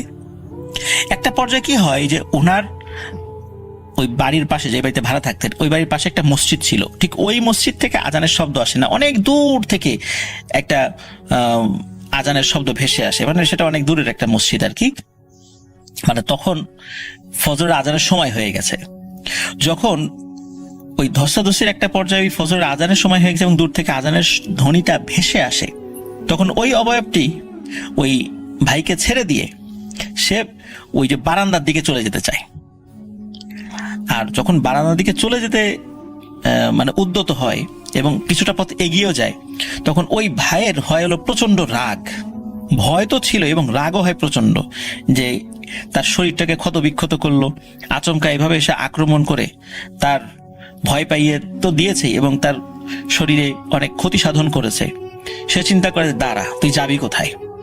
তো উনি শরীরটা যদি ওনার খুব দুর্বল হয়ে পড়েছে, তারপরও উনি কষ্টে মষ্টে নিজের শরীরটাকে দাঁড় করান। দাঁড় করিয়ে উনি ওই অবয়বটার দিকে এগিয়ে গিয়ে ওই অবয়বটার এই যে এত ধস্তাধস্তি হচ্ছে তার মাথার ঘোমটা কিন্তু খোলে নাই, তার পুরো চেহারা কিন্তু সে কখনো দেখতে পায়নি, জাস্ট খালি জল জল চোখটাই দেখেছিল। তো উনি কি করে, ওই ঘোমটার পেছন থেকে খপ করে মাথার চুল চেপে ধরে। যখন চুল চেপে ধরেছে তখন এই যে এতক্ষণ কিন্তু এই ধস্তাধস্তি হচ্ছে, ওই মহিলা কোনো কথা বলেনি, শুধু গোঙানির আওয়াজ তার গলা দিয়ে বের হয়ে এসেছে। কিন্তু যখনই মাথার চুল খপ করে চেপে ধরেছে তখন নাকি নাকি সুরে মহিলা কণ্ঠে সে বলে ওঠে, এই আমারে ছাড়, তুই কিন্তু কাজটা ভালো করলি না, আমি কিন্তু তোকে এমনি এমনি ছেড়ে দেব না, তুই আমার চুল ধরলি কেন, ছাড় আমারে ছাড়। তখন ওই ভাই বলেছে, না আমি ছাড়বো না। ও ফজরের আজান দিছে আর তোমার যাওয়ার সময় হয়েছে না, আজান তো আরো মসজিদে দেবে, একটু পরে সকাল হবে, তোকে আমি যাইতে দিব না। তারপরে ওই মহিলাটি কি করে, যখন ঘুরে মানে তার দিকে ঘুরে তাকায়, তখন তার চেহারাটা ওই ভাই দেখতে পান। দেখেন যে মুখটা একদম পুড়ে গেলে যেরকম হয় আর কি, মানে একদম ঝলসে যাওয়া চেহারা এবং চামড়াটা মুখের সাথে লেগে আছে, এমন একটা চেহারা। এবং ওই চেহারা হঠাৎ করে দেখে ওই ভাই বেশ ভয় পেয়ে যান। তখন ওই একটু দূরে সরে আসেন। ওই মহিলাটি আবারও ঘুরে যখন চলে যেতে যাবে, ওই ভাই আবারও যাই খপ করে তার চুল চেপে ধরেন। এবং তখন যেটা হয় সেটা হলো যে ওনার কাছে মনে হলো ওই চুলটা একটু আগে যিনি শক্ত করে ধরে রেখেছিলেন যে জায়গাটা, ওটা একদম পিচ্ছিল হয়ে গেল। এবং ওই সময় দ্বিতীয় টাইমে যখন ওই মহিলাটি বেরোতে গেছে, তখন ওই যে ওনার বিছানার পাশে জানালা, ওই দিক দিয়ে যেতে গিয়েছিল আর কি। তো জানালা শিক গলে সে বেরিয়ে চলে গেল। মনে হলো একটা খুবই তুলতুলে একটা অবয়ব যে জানালার শিকের ভেতর দিয়ে বেরিয়ে চলে গেল এবং অদৃশ্য হয়ে গেল। আর ওনার শরীরে তো অনেক ক্ষত সৃষ্টি হয়েছিল। উনি ওই ভোরবেলায় ঢাকাতেই ওনার এক আত্মীয় থাকতেন, বেশ দূরে থাকতেন, উত্তরা বা অন্য কোনো সাইডে আর কি। তো তাকে ফোন করেন, বেশ অনেকবার ফোন করার পরে, যেহেতু সকালবেলা মানে ভোরবেলা ঘুমিয়েছিলেন তিনি, তো তার ঘুম ভাঙে বলেন যে কি হয়েছে। বলেন যে ভাই আপনি তাড়াতাড়ি আমার মোহাম্মদপুরের বাসায় আসেন, আমি খুব অসুস্থ হয়ে পড়েছি, তো আমার শরীর অনেক ক্ষত হয়েছে, তা আপনি একটু তাড়াতাড়ি আসেন। তো উনি সেই যেহেতু দূরে থাকতেন, ওখান থেকে আসতে বেশ সময় লাগে। আসেন সকাল 9টার দিকে, 9টা, 9:30 বা 10টার দিকে তিনি চলে আসেন। তা আসার পর দেখেন যে তার শরীরে বিভিন্ন জায়গায় মানে আঁচড়ের দাগ এবং রক্ত পড়ছে প্রচন্ড। তো উনি বলেন যে তাহলে চলো হাসপাতালে নিয়ে যায়, তুমি এখনো হাসপাতালে যাও না, তুমি তো হাসপাতালে যাওয়ার মতো শরীর শক্তি তোমার আছে, তো এইভাবে তুমি বসে আছো কেন? বলেন না, আশেপাশে তো আসলে অনেক লোক আমাকে চেনে, বেশ বছর 3-4 ধরে এখানে আছি, তো আমার এই অবস্থা দেখলে অনেকেই তো অনেক প্রশ্ন করবে, কি হলো, কে আক্রমণ করলো বাসার মধ্যে, অনেক প্রশ্নের উত্তর দিতে হবে, অনেকে হাসি তামাশা করবে, অনেকে বিভিন্ন রকম ভাবে কটাক্ষ করবে। তো এই জন্য এই বিষয়টা আমি এড়িয়ে যেতে চাই, আমি এখানে ডাক্তার দেখাতে চাই না, আপনি আমাকে দেশের বাড়িতে নিয়ে চলেন। তো সাথে সাথে ওই লোকটা তার দেশের বাড়িতে নিয়ে যায়। দেশের বাড়িতে নিয়ে যাওয়ার পর স্থানীয় একজন ভালো কবিরাজ ডাকা হয়, যেহেতু উনি পুরো ঘটনাটা সকলকে বলেছিলেন এবং সকলে বুঝতে পেরেছেন এটা কবিরাজকে ডাকতে হবে। তো একজন কবিরাজকে ডাকেন, উনি খুব ভালো একজন কবিরাজ ছিলেন। কবিরাজ আসেন, আসার পরে সব কথা শোনেন এবং ওনাকে কিছু ট্রিটমেন্ট দেন। উনিও ওনার যে সমস্ত ট্রিটমেন্টগুলো সেগুলো উনি করেন এবং বলেন যে তোমার যে ক্ষতিটা হয়েছে শারীরিক ক্ষতি, তো এটা তোমাকে ডাক্তার দেখাতে হবে, ডাক্তারি ট্রিটমেন্ট তোমাকে করাতে হবে। তো উনি বাড়িতে যাওয়ার পর প্রায় 10 দিন উনি জ্বরে আক্রান্ত ছিলেন আর শরীরটা অনেক দুর্বল হয়ে পড়েছিল। প্রায় মাস 3 উনি টানা চিকিৎসা নিয়েছিলেন বাড়িতে থেকে। আর ওই যে কবিরাজ তাকে নির্দিষ্ট কিছু কাজ শিখিয়ে দেন যে তুমি কন্টিনিউ এটা করতে থাকবে। আর ওই জিনিসটা কেনই বা তোমার পিছু নিয়েছে, কেনই বা তুমি দেখেছো, সম্ভবত সে হাঁটাহাঁটির একটা পর্যায়ে ওই অবয়বটা খেয়াল করেছে, তুমি তাকে দেখেছো, এই জন্য হয়তোবা সে তোমার উপর আক্রমণ করেছিল। কিন্তু সে যখন চলে যাচ্ছিল তোমার ওই মাথার চুল চেপে ধরার সাহসটা করা উচিত হয় নাই। তো ও তো আবার আসবে, যেহেতু বলে গেছে যে তোমাকে দেখে নেবে, সুতরাং তোমার তো সাবধানে থাকতে হবে। এই কথাগুলো তাকে বলেন এবং ওনাকে কিছু জিনিস শিখিয়ে দেন যে এই জিনিসগুলো তুমি সবসময় করে যাবা, কখনো এটা থামাবা না, নাহলে কিন্তু ওই জিনিসটা তোমার কাছে আবার আসবে। তো উনি সেই কাজগুলো করেন, কোনো সমস্যা হয় না। এরপরে আস্তে আস্তে উনি সুস্থ হয়ে যান। আবার উনি ঢাকাতে আসেন, আগের চাকরিটা তো ছিল না। আর ওনার এই রেস্টুরেন্টের যে কুক হিসাবে কিছু কোর্স করা ছিল, যার কারণে উনি একটি নামকরা হোটেলে সাধারণ একজন কুক হিসাবে নিয়োগ পান, মানে অ্যাসিস্ট্যান্ট কুক আর কি। তো সেখানে উনি ওনার কাজ শুরু করেন, নতুন কর্মজীবন শুরু করেন আর কি। তো এভাবে চলছিল প্রায় 3 থেকে 4 বছর এভাবে চলে আর কি। তো 2012 সালের দিকে একটি ঘটনা ঘটে। এই ঘটনা ঘটার পেছনে আরেকটা কারণ ছিল, সেটি হলো যে উনি কিন্তু প্রথম মাস, দ্বিতীয় মাস, তৃতীয় মাস ওই যে কবিরাজের শিখিয়ে দেওয়া বিভিন্ন কাজগুলো করেছেন, কন্টিনিউ করে যেতেন। কিন্তু আস্তে আস্তে যখন উনি সুস্থ হয়ে গেলেন, কোনো ভয়ের ঘটনা ঘটে না, রাতের বেলা আবার উনি বাসায় একা থাকতেন, কোনো ধরনের কোনো কিছু উনি দেখেন নাই। তো এইভাবে যখন 1 বছর, 2 বছর, 3 বছর পার হয়ে গেল, ওনার মধ্যে কিন্তু আস্তে আস্তে শিথিলতা চলে আসে। কবিরাজের শিখিয়ে দেওয়া ওই আমলগুলোর উপর ওনার শিথিলতা যখন চলে আসে, তখনই এই ঘটনাটি ঘটে।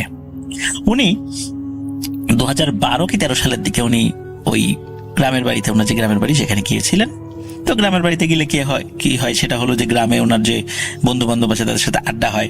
তো এরকম সন্ধ্যার পরে বেশ খানিকক্ষণ আড্ডা দিয়ে, বিকাল থেকে আড্ডা দিচ্ছিলেন, তো সন্ধ্যার পরে আড্ডা দিয়ে উনি বাড়িতে ফিরছিলেন। তো ওনার বাড়িতে ফেরার সময় উনি একটি নির্জন রাস্তা মানে দিয়ে যাচ্ছিলেন আর কি। তো ওই রাস্তা দিয়ে যাওয়ার সময়, ওই রাস্তা দিয়ে যে লোকজন কখনো যায় না বিষয়টা এরকম নয়, সেটা যায়। সময়টা হচ্ছে এশার নামাজের পরে আর কি।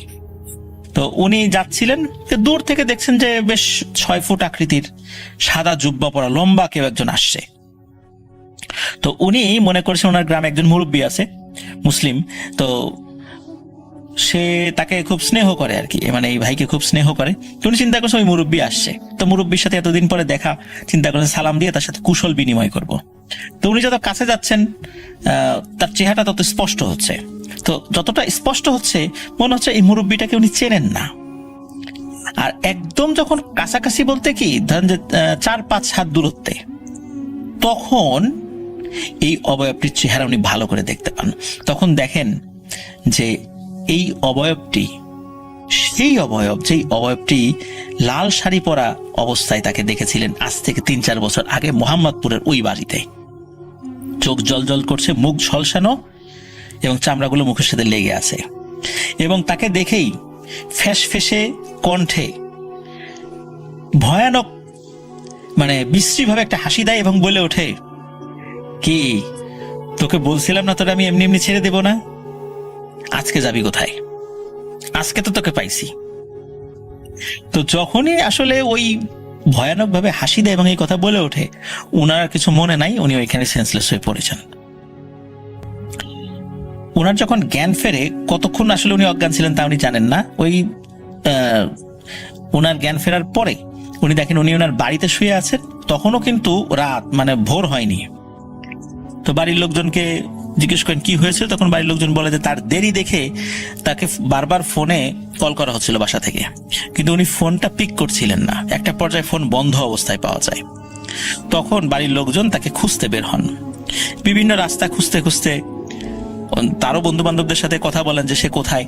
সে বলে যে সে তো অনেকক্ষণ আগেই বেরিয়ে গেছে বাড়ির দিকে। তখন তারা যখন খুঁজতে থাকেন, তখন বিভিন্ন রাস্তা খুঁজে এই নির্জন রাস্তায় তাকে সেন্সলেস অবস্থায় পাওয়া যায়। তো আবার সেই কবিরাজকে খবর দেওয়া হয়। তো কবিরাজ এমনিতেই বয়স্ক মানুষ ছিলেন, 3-4 বছর পরে আরো বিভিন্ন রোগে আক্রান্ত হয়ে গিয়েছিলেন তিনি। তো তিনি আসেন, এসে তাকে খুব বকাঝকা করেন যে তোমাকে বলছিলাম না যে তোমাকে যেগুলো শিখিয়ে দিয়েছি সেগুলো কন্টিনিউ করে যেতে, তুমি সেটা করো নাই কেন? আর ওই অবয়বটা কেন যে তোমাকে ছেড়ে দিল এটাও তো আমি বুঝতে পারতেছি না। কেন তোমাকে আক্রমণ করেছে অনুমানে বলেছি, কিন্তু তোমাকে আক্রমণ করতে এসে কেন তোমাকে ছেড়ে দিল এটাও আমার বোধগম্য হচ্ছে না। যাই হোক, তোমাকে যে জিনিসগুলো শিখিয়ে দিয়েছি এটা তুমি সব সময় করে যাবা, যতদিন বেঁচে থাকবা করে যাবা। তো কবিরাজ কিছু ঝাড়ফুঁক করে দেন তাকে। মানে এই দ্বিতীয় ঘটনার পর উনি ভয় পেয়েছিলেন, এটা সত্য, কিন্তু ওইভাবে অসুস্থ উনি হননি, খুব বড় ধরনের ক্ষতি ওনার হয়নি।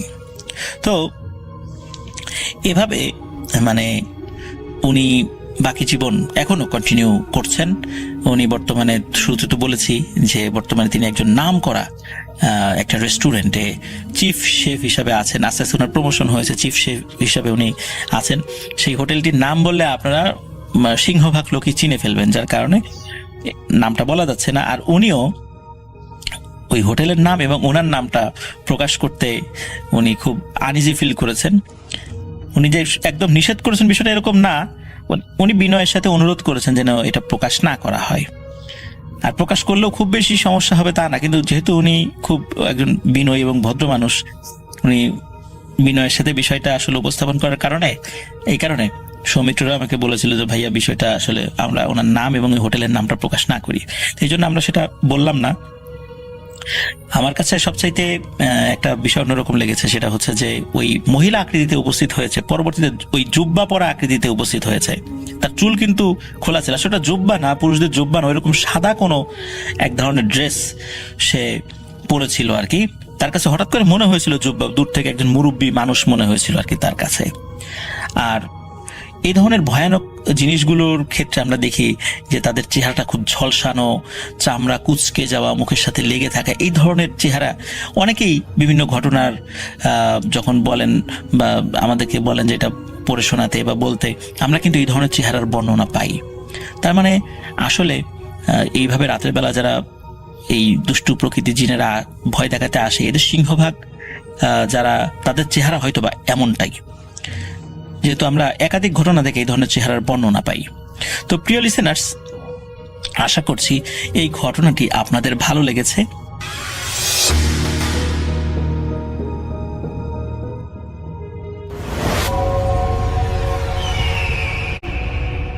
এই ঘটনাটি আমাদের সাথে শেয়ার করেছেন Shams Ahmed, Colorado, United states থেকে। ঘটনাটি ঘটে শামসের সাথে 2005 সালে এবং শামস তখন স্টুডেন্ট এবং তিনি বেশ অ্যাডভেঞ্চারাস ছিলেন। তিনি তার বন্ধুদের সাথে অনেক অ্যাডভেঞ্চারাস কাজ করতেন, বাইরে যেতেন, ঘুরতেন এবং অনেক কিছু করতেন। যাই হোক, তার মূল শখের একটা ব্যাপার ছিল হচ্ছে ক্লাইম্বিং। তিনি এই মাউন্টেন ক্লাইম্বিং খুব পছন্দ করতেন। সেটা তিনি ছোটখাটো ভাবে ট্রেনিং নিয়েছিলেন এবং তিনি এটা করতে খুব আগ্রহী ছিলেন।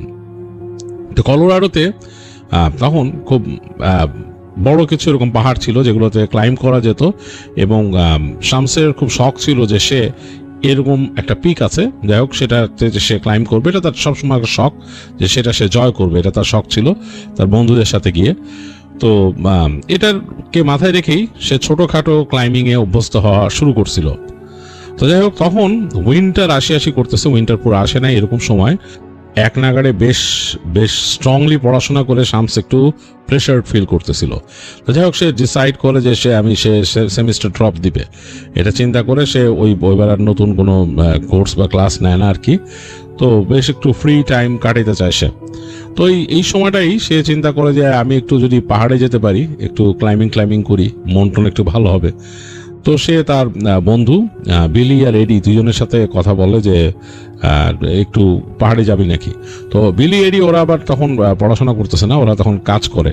তো দুজনেই বললো যে ওকে যাও, তো যাই, কোনো ব্যাপার না, চলো যাই। তো তারা মোটামুটি ডিসাইড করে যে তারা ক্লাইম্বিং করতে যাবে। তো মোটামুটি যেখানে তারা ক্লাইম্ব করতে যাবে এক্স্যাক্ট লোকেশন বলে নাই শামস।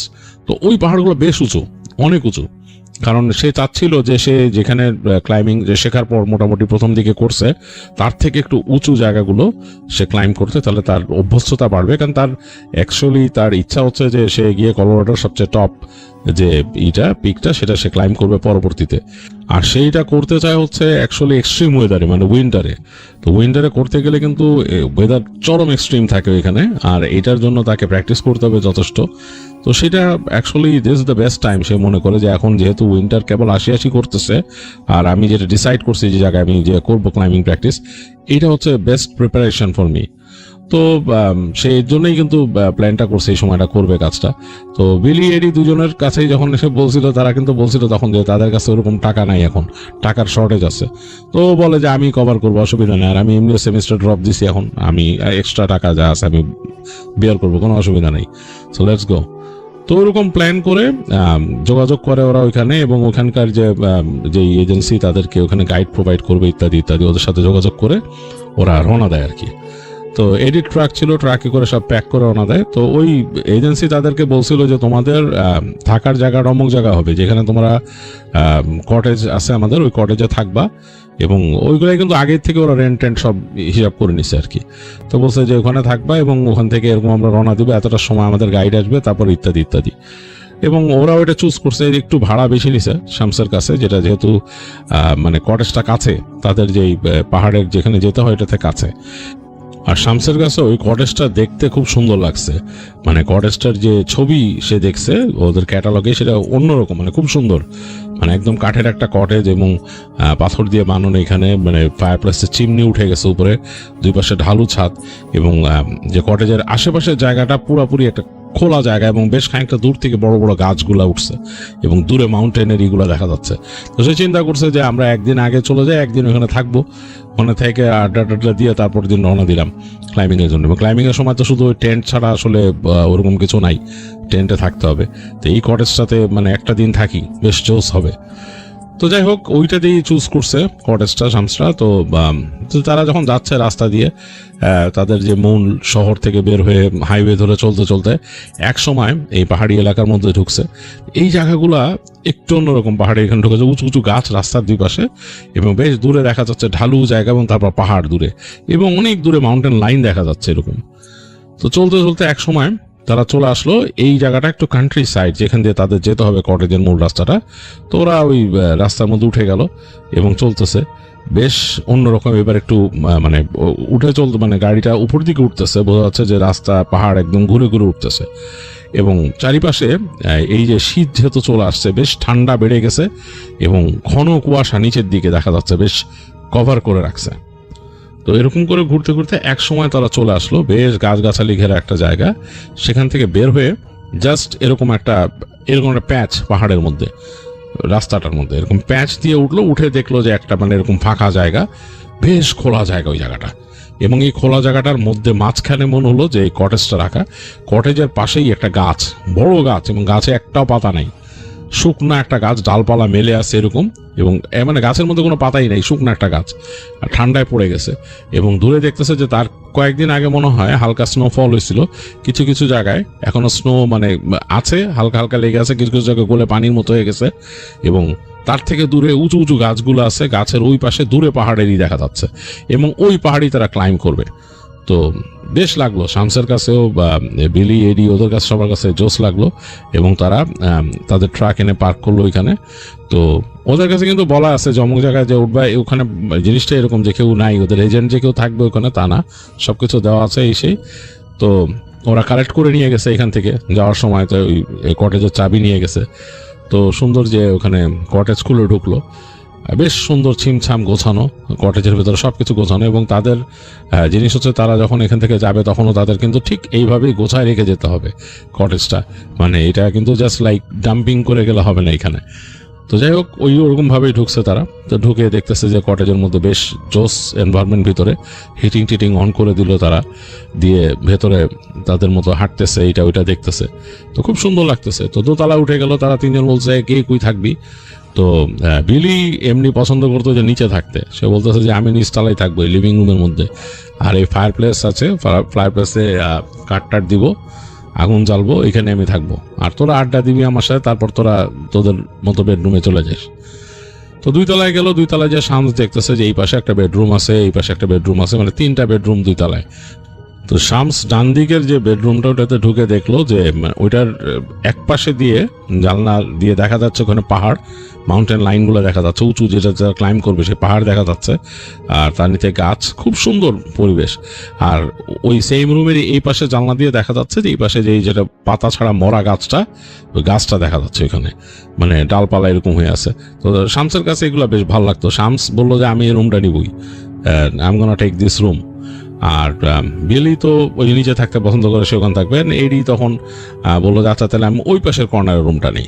তো ওই কর্নারের রুম থেকে এই গাছটাকে সামান্য দেখা যায় আর পাহাড় দেখা যায়। যাই হোক তারা রুম ডিস্ট্রিবিউট, মাঝখানের রুমটা কিন্তু খালি রয়ে গেল তাদের, ওটার মধ্যে কেউ নাই, আর নিচে কিন্তু বিলি থাকতেছে রাত্রেবেলা।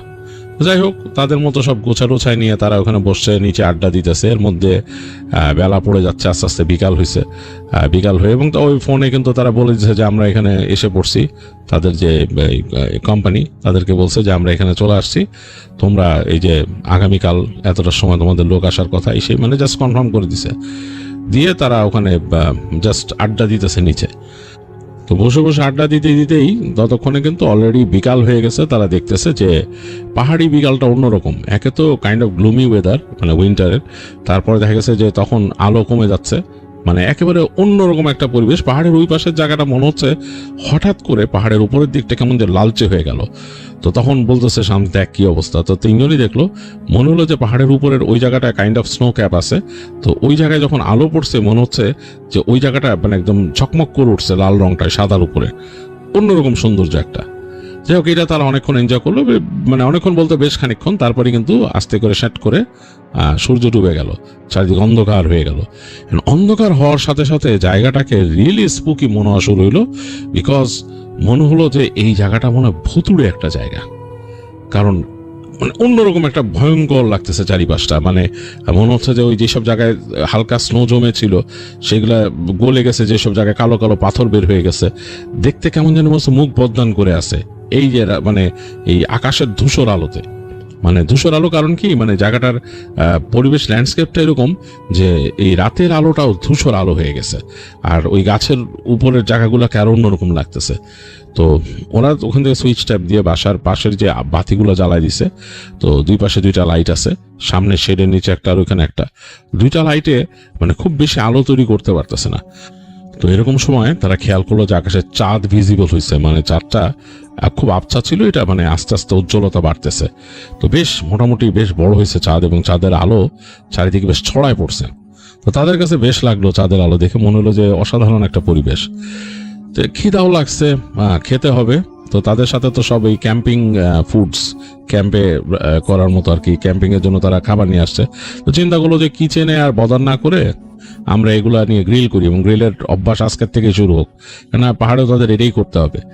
তো যে তাদের ট্রাক থেকে তাদের ওই যে গ্রিল ম্যাটেরিয়াল যা যা আছে সেগুলো সব নামাইলো, এনে সেটা স্ট্যান্ড সেট করলো কোথায়, ওই যে গাছ আছে যে মরা গাছটা ওটার কাছে, ওখানে সেট করলো তারা। মানে এটা তাদের কাছে মনে হলো একটা আর্টিস্টিক ব্যাপার, ওইখানে বসে গ্রিল করবে তারা। তো সবকিছু সেট আপ করে চারকোল টারকোল দিয়ে এটা লাইট করলো, জ্বললো, তাদের যে খাবার বের করলো, চিন্তা করলো যে এই চিকেন গ্রিল করবে, স্টেক গ্রিল করবে এগুলা। তো এনে সবকিছু ওখানে গোছাচ্ছে 3 ফ্রেন্ড মিলে। তো ম্যারিনেট করতেছে একজন, এগুলা গোছাইছে একজন, মানে 3 জন মিলে মানে করতেছে আর কি সবকিছু। তো বসে বসে ওখানে গল্প করতেছে আর তারা গ্রিল করতেছে ঠিক গাছের ওইখানে। তো শামস অনেকক্ষণ মানে একটু অন্য মনস্ক হয়েছিল, সে খাবারের দিকে মনোযোগ দিতেছে, আবার বিভিন্ন রকমের চিন্তা ভাবনা আছে তার, ওগুলো চিন্তা করতেছে। হঠাৎ করে সে যেখানে বসেছিল তার কাছে মনে হলো যে তার পাশের যে ঝোপটা বেশ নড়ে উঠছে, মানে কেমন জানি মনে হলো যে এরকম মানে বেশ নড়ে উঠছে, পিছনে কিছু আছে। তো শামস চিন্তা করলো এনে কি, সে একটু মানে সরে এবারে তাকাইছে এরকম যে এনে কি ওখানে চিন্তা করতেছে।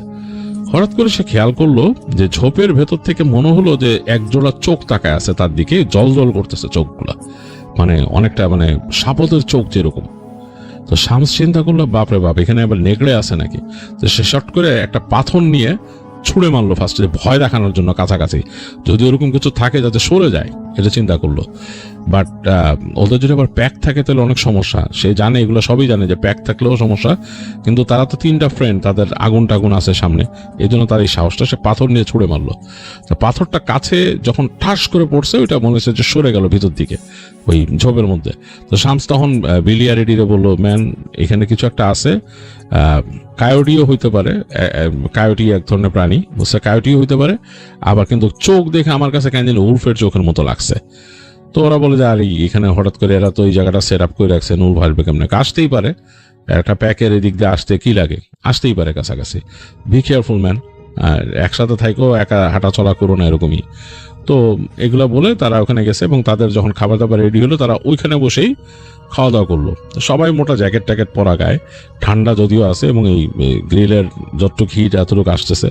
তো ওখানে বসেই ওরা ওই যে ডিসপোজেবল প্লেট ছিল ওটাতে খাইলো টাইলো, খেয়ে টেয়ে সবকিছু একটা এরকম ব্যাগের মধ্যে, গার্বেজ ব্যাগের মধ্যে ঢুকায় ওইটা বেঁধে কোনায় রাখার জায়গাটা একটা এরকম জায়গা আছে, ওই জায়গায় রাখলো।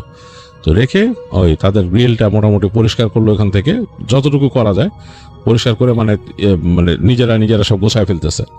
তো শামসের দায়িত্ব পড়ছে যে এখানে সে মোটামুটি এটাকে ডোলে উঠায়, তো ঠান্ডা করছে আগে, ঠান্ডা করে এটা ডোলে উঠায় এখান থেকে নিয়ে আসবে। আর বিলি আর এডি কিন্তু ওই পাশে যায় তাদের ট্রাকে অনেক জিনিসপত্র গোছাচ্ছে, এডি গোছাইতেছে, আর বিলি হেঁটে বাসার দিকে চলে গেছে, বাসার ভিতরে ঢুকে গেছে। এডি ট্রাকের মধ্যেই গোছাচ্ছে, আর শামস এটা করতেছে, এগুলো পরিষ্কার করে গোছাইতেছে। হঠাৎ করে তার কাছে মনে হলো যে তার পাশে কেউ আছে, মানে সে ফিল করলো যে তার পাশে কেউ আছে। তো শামস কেঁপে উঠে হঠাৎ তাকাইছে, কি রে কে, মানে সে তো দেখছে যে মানে ওদিকে এডি আর ওদিকে বিলি তো ঢুকে গেছে ঘরের দিকে, এদিকে মানে কে, কেঁপে উঠে তাকাইছে, মানে মনে হচ্ছে আননোন কোন এক্সিস্টেন্স। তো তাকায় দেখতেছে কেউ নাই, কিন্তু সে ফিল করতেছে যে তার পাশে কেউ আছে এরকম, মানে যেদিকে সে তাকায় আছে তার কাছে কেন মনে হচ্ছে একটা এনার্জি, মানে একটা মানুষ যদি পাশে দাঁড়া থেকে যেরকম ফিল হয় সেরকম। এবং এখন কিন্তু এই গ্রিল ট্রিলের কোনো আলো নাই, আর শুধু ওই যে বাসার বাইরে যে একটা আলো জ্বালানো লাইট, সেটার হালকা আলো এখান পর্যন্ত আসতেছে, আর চাঁদের আলো। সে ফিল করতেছে তার আশেপাশে কেউ আছে, তার মনে হচ্ছে তার দিকে তাকায় আছে। তো বেশ ভয় পেয়েছে শামস, বেশ ভয় পেয়েছে। সে তাড়াতাড়ি তার ওই গ্রিলের অংশগুলোকে টেনে নিয়ে সে হেঁটে আসতেছে। তো যখন সে হাঁটা দিচ্ছে ট্রাকের দিকে, সে দেখছে যে ততক্ষণে, এর একটু আগে কিন্তু সে দেখছে এডি ট্রাকে কাজ করতেছিল, এখন দেখছে এডিও কিন্তু ওখান থেকে চলে গেছে, ট্রাকের ওখান থেকে হেঁটে চলে গেছে ঘরে। তো সে হেঁটে যখন যাচ্ছে ট্রাকের দিকে, তার কাছে মনে হলো যে তার পেছনে শব্দ পেল, কেউ আসতেছে। তো সে ফট করে পেছন ফিরে তাকাইছে শামস, দেখে যে না, কেউ নাই, মানে পুরা ফাঁকা, খাকা করতেছে। আর এডি বিলি দুজনে কিন্তু ওই ঘরে ঢুকে গেছে। তো তার কাছে অস্বস্তি লাগা শুরু করলো। সে মনে মনে চিন্তা করলো যে দুইটারে আমি পাইছি, কারণ ওদেরকে বলছি যে এখানে আমি মনে হয় চোখ দেখছি, উল্ফ হইতে পারে, আমার একা ফালা রেখে গেল। তো শামসের মনে একটু ভয় লাগতেছে যে আবার সে ওখানে পাথর ছুঁড়ে মারছে, এখানে কি আসলেই কি মানে নেকড়ের কোনো প্যাক ট্যাক আছে নাকি। আর পাহাড়ে গেলে এগুলো একটু তাদের কেয়ারফুল থাকতে হয়। কিন্তু তাদের যে এজেন্সি তাদের এখানে আছে, তারা কিন্তু মোটামুটি নিশ্চিত করছে যে আশেপাশে এরকম উল্ফের ব্যাপার স্যাপার নাই, বা কোনো বন্যপ্রাণী এরকম এখন নাই। বাট পাহাড়ে ওঠার পরে অনেক রকম রিস্কই থাকে, সেগুলো তাদের সাইন করেই উঠতে হয় যে এখানে যত রকমের এই ডেঞ্জার যে ব্যাপারগুলো, এগুলো আমরা মেনে নিয়ে উঠতেছি। তো যাই হোক, সে মানে একটু ভয় পাইছে এবং ওদের দুজনে বকা দিবে এরকম চিন্তা করতেছে। সে ট্রাকের একদম কাছে চলে আসছে। তো এসে সে ট্রাকের পেছনে যে তিরপল লাগানো ছিল, তিরপলের একটা অংশ সে খুললো। এই পাশে সাধারণত এই ধরনের জিনিসগুলো সব রাখা হয়। তো এগুলো খুলতেছে, আর সে মানে একটু চেততেছে এডির উপরে, যে এডি যেহেতু এখানে ছিল তো খোলা রেখে যেতে পারতো, এটা আর মানে এরকম রেখে যাওয়ার মানে কি। তো খুলতে খুলতে জিনিসগুলো খুলে ফেললো তিরপলটাই পাশে, এবং সেই জিনিসগুলো রাখতেছে। তো সে মূল যে অংশটা ঢুকায় রাখছে, স্ট্যান্ডটা ঢুকাবে, এই সময় তার কাছে মনে হলো যে তাদের ট্রাকের সামনে, মানে ওই যে মানে তার যে হুডের ওই পাশে মনে হলো কাউকে দাঁড়ানো দেখলো সে, লম্বা টাইপের কাউরে। তার কাছে 1 সেকেন্ডের জন্য মনে হয়েছে। তো সে ফট করে আবার তাকাইলো, তাকায় দেখতেছে নাই। কিন্তু তারপরে সে ঠিক জাস্ট কতগুলো পাথর গড়ায় যাওয়ার মতো শব্দ পাইলো নিচে। মনে হলো খড়খড় করে কিছু নুড়ি পাথর ওখান থেকে গড়ায় গেছে, মানে একদম নিস্তব্ধ এই শব্দগুলো বেশি পাওয়া যায়। তো সে তাড়াতাড়ি ওই তার যে স্ট্যান্ডটা ওইটাও তাড়াতাড়ি ঢুকায় রাখলো। ঢুকায় এসে এখন যে সে ফেরত যাবে এটা বেঁধে, তার কাছে ভয় লাগতেছে। সে হাত দিয়ে নেড়ে চেড়ে তার ওখানে বেসবল ব্যাট রাখতো ট্রাকের মধ্যে, বেসবল ব্যাটটাকে টেনে বের করলো, বের করে এনে সে ওই তিরপলটা ভালো মতো বেঁধে দিল। বেঁধে দিয়ে এইবার সে ঘুরে দাঁড়াইছে, মানে ট্রাকটাকে পেছনে ঘুরে দাঁড়াইছে। তার কাছে কেন জানি ভয় লাগতেছে, পুরো বাড়িটার দিকে তাকায়। তার কাছে মনে হইতেছে যে সে এই ট্রাক থেকে যে ওই পর্যন্ত যাবে, কিছু একটা তার উপরে সে হামলা করবে, এরকম লাগতেছে তার কাছে। এখন সে এখানে কিন্তু মানে রেশনাল জিনিস মনে করতে পারতেছে না। তার কাছে কেন জানি মনে হচ্ছে ব্যাপারটা সুপার ন্যাচারাল, মানে অন্য কিছু না। তার কাছে মানে পার্থিব কোনো জিনিস মনে হইতেছে না, যে কোনো উল্ফ বা কোনো প্রাণী। তার কাছে মনে সুপার ন্যাচারাল কিছু একটা আসবে। চারিপাশে কেমন একটা নিস্তব্ধতা এবং রাতের শব্দ, ঝিঝি পোকা ডাকতেছে। তো যাই হোক, সে বেসবল ব্যাটটা নিয়ে আস্তে আস্তে যাচ্ছে, আর মনে মনে বন্ধুদের গালি দিতেছে যে তোরা আমার একা ফেলায় চলে গেলে, এখানে তো ঠিক করস নাই, তো আমাদের সব এখানে থাকার কথা একসাথে, আর আমি তোদেরকে বলছি যে আমি দুটো চোখ দেখছি। যাই হোক, সে ব্যাটটা হাতে নিয়ে এগুচ্ছে আস্তে আস্তে, এবং সে চারিদিকে নজর রাখতেছে। মনে হচ্ছে যে কিছু একটা এরকম আছে নাকি আশেপাশে, এরকম লাগতেছে। তো সে মোটামুটি বাসাটার কাছাকাছি চলে আসছে, মানে জাস্ট মানে বাসার সামনে তার কাছাকাছি চলে আসছে। এই সময় শব্দ পেলো যে তাদের মনে হলো যে যেখানে গার্বেজটা ফেলছিল ওই জায়গায় মানে কিছু টানাটানি করার, ছিঁড়ে ফেলার মতো। তো সে তাড়াতাড়ি তাকাইলো ওদিকে, জাস্ট তাকাইছে। তার কাছে কেন জানি মনে হচ্ছে এখানে হয়তো ওই র্যাকুন বা কায়োরি কিছু একটা ওখানে, যে ওই তাদের গার্বেজ, তারা যে খাওয়া দাওয়া করছে, হাড্ডি টাড্ডি ফেলছে, ওগুলো কিছু নিয়ে টানাটানি করতেছে। তো এটা মনে করছে সে। কিন্তু সে অবাক হয়ে দেখলো যে তাদের যে গার্বেজটা ছিল বেশ বড় হয়েছিল, ওইটাকে টেনে কিছু একটা সসর করে নিয়ে গেল নিচের দিকে। মানে ওই জায়গাটা ওই গাছের ওইখান থেকে আস্তে করে নিচে চলে গেল, সসর করে নিয়ে গেল নিচের দিকে। তো সে ভাবলো হইতে পারে ওরকম কোনো প্রাণী মুখ দিয়ে টেনে নিছে। যাই হোক, সে দৌড় দিল, সে মোটামুটি দৌড় দিয়েছে ওখান থেকে। দৌড় দিয়ে তাড়াতাড়ি এসে ওই সেই কটেজের ইসে উঠে গেছে, পাটাতনে সিঁড়ি দিয়ে উঠে, যে গেটের মধ্যে যে সে মানে নবটা ঘুরে দ্রুত ঢুকে গেল ভিতরে। ঢুকে ওখানে ছোট্ট গ্লাস আছে, ওইটা যে তাকায় দেখতেছে বাইরে দেখতেছে যে জাস্ট কোয়াইট, কিচ্ছু নাই এরকম। তখন দেখতেছে তাকায়, তারপর সে পিছন ফিরে দেখতেছে যে ফায়ার প্লেস জ্বলতেছে বেশ ওয়ার্ম ভিতরে।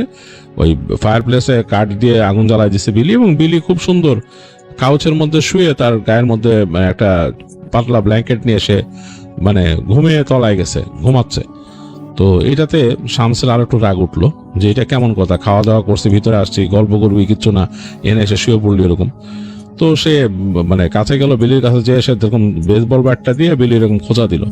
তো খোঁচা দেওয়ার পর 2-3 বার দেওয়ার পর বিলি করে তাকালো তার দিকে, তাকায় বলছে কি ব্যাপার, এখানে এসে শুয়ে পড়লি? Feeling sleepy man, I am extremely tired. বলতেছে যে আমি মানে আমার ঘুম আসতেছে এবং আমি এক্সট্রিমলি টায়ার্ড। সে মনে হচ্ছে কথাই বলতে পারছে না বিলি, তার মুখ জড়ায় যাচ্ছে এরকম অবস্থা। তো সে জিজ্ঞেস করছে এডি কই, আপস্টেয়ার্স। তাই বলে উপরে দেখাই দিল। তো আর কোনো কথা না বলে বললো যে ফায়ার প্লেসে তো ভালোই দিচ্ছিস, কাঠ আরো গুজা দেন, নাহলে কিন্তু পুরো ঠান্ডা লাগবে, তুই তো এমনি এখানে নিচে আসস, মানে চারিপাশ তো খোলামেলা। তো এই বলে সে আস্তে করে গেল, গিয়ে সে ওই দরজার মধ্যে যে নবটা ছিল নবটা চেপে দিল যাতে কেউ নব খুলে না ঢুকে। এতক্ষণ কিন্তু দরজা এমনি খোলা ছিল যাতে সে ঢুকতে পারে। তো শামস সিঁড়িতে উঠলো, কাঠের সিঁড়ি, প্রতিটা স্টেপ ফেলতেছে, তার কাছে জানি কেমন লাগতেছে, মনে হচ্ছে যে বাড়িটার মধ্যে কোনো একটা অসঙ্গতি আছে এরকম লাগতেছে। তো মানে সে যে প্রতিটা স্টেপ দিয়ে উঠতেছে, যদিও পাতলা কার্পেট বিছানো আছে, কিন্তু তারপরও শব্দটা মনে হচ্ছে বেশি বেশি হইতেছে, মচ করতেছে। তো সে উপরে উঠলো, উঠে যে করিডোরের মধ্যে ঢুকলো, করিডোরে ঢুকে দেখতেছে যে ডান দিকে তো তার রুম, আর মাঝখানের রুমটাতে কেউ নাই, আর বাঁ দিকের রুমটা হচ্ছে এডির। তো সে চিন্তা করলো নিজের রুমে যাওয়ার আগে এডিরে দেখে আসে এডি কি করতেছে। তো আপস্টেয়ার যেহেতু বলছে, তো সে হেঁটে হেঁটে এডি রুমের দিক গেল, এবং বাতি জ্বলতেছে কিন্তু এডি রুমের কাছে আর তার রুমের কাছে, দুই পাশে। আর মাঝখানে বাতিটা কিন্তু অফ, যে এটার মধ্যে লোক নাই, মানে নাই, ওই সুইচ দেওয়ার পরে কিন্তু পুরো করিডোরেই তিনটা বাতি জ্বলার কথা। তো সে যে এডি রুমে যে জাস্ট নক করলো, এটা ভদ্রতা, নক করলো। তো নক করার পর কোনো রেসপন্স নাই।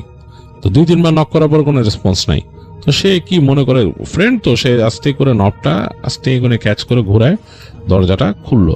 তো দরজা খুলে দেখতেছে ঘরের মধ্যে অন্ধকার, মানে রুমের বাতি জ্বলতেছে না, রুমটা অন্ধকার। তার একটু অস্বস্তি লাগলো যে এডি এত দ্রুত এসে ঘুমায় গেল, নিচে ভিডিও ঘুমায় গেছে। তো ঘরের মধ্যে অন্ধকার, আর এডি শুয়ে আছে খাটের মধ্যে এবং তার গায়ের মধ্যে চাদর, সেও মানে একদম পুরা মনে হচ্ছে যে একদম ডিপ ঘুম।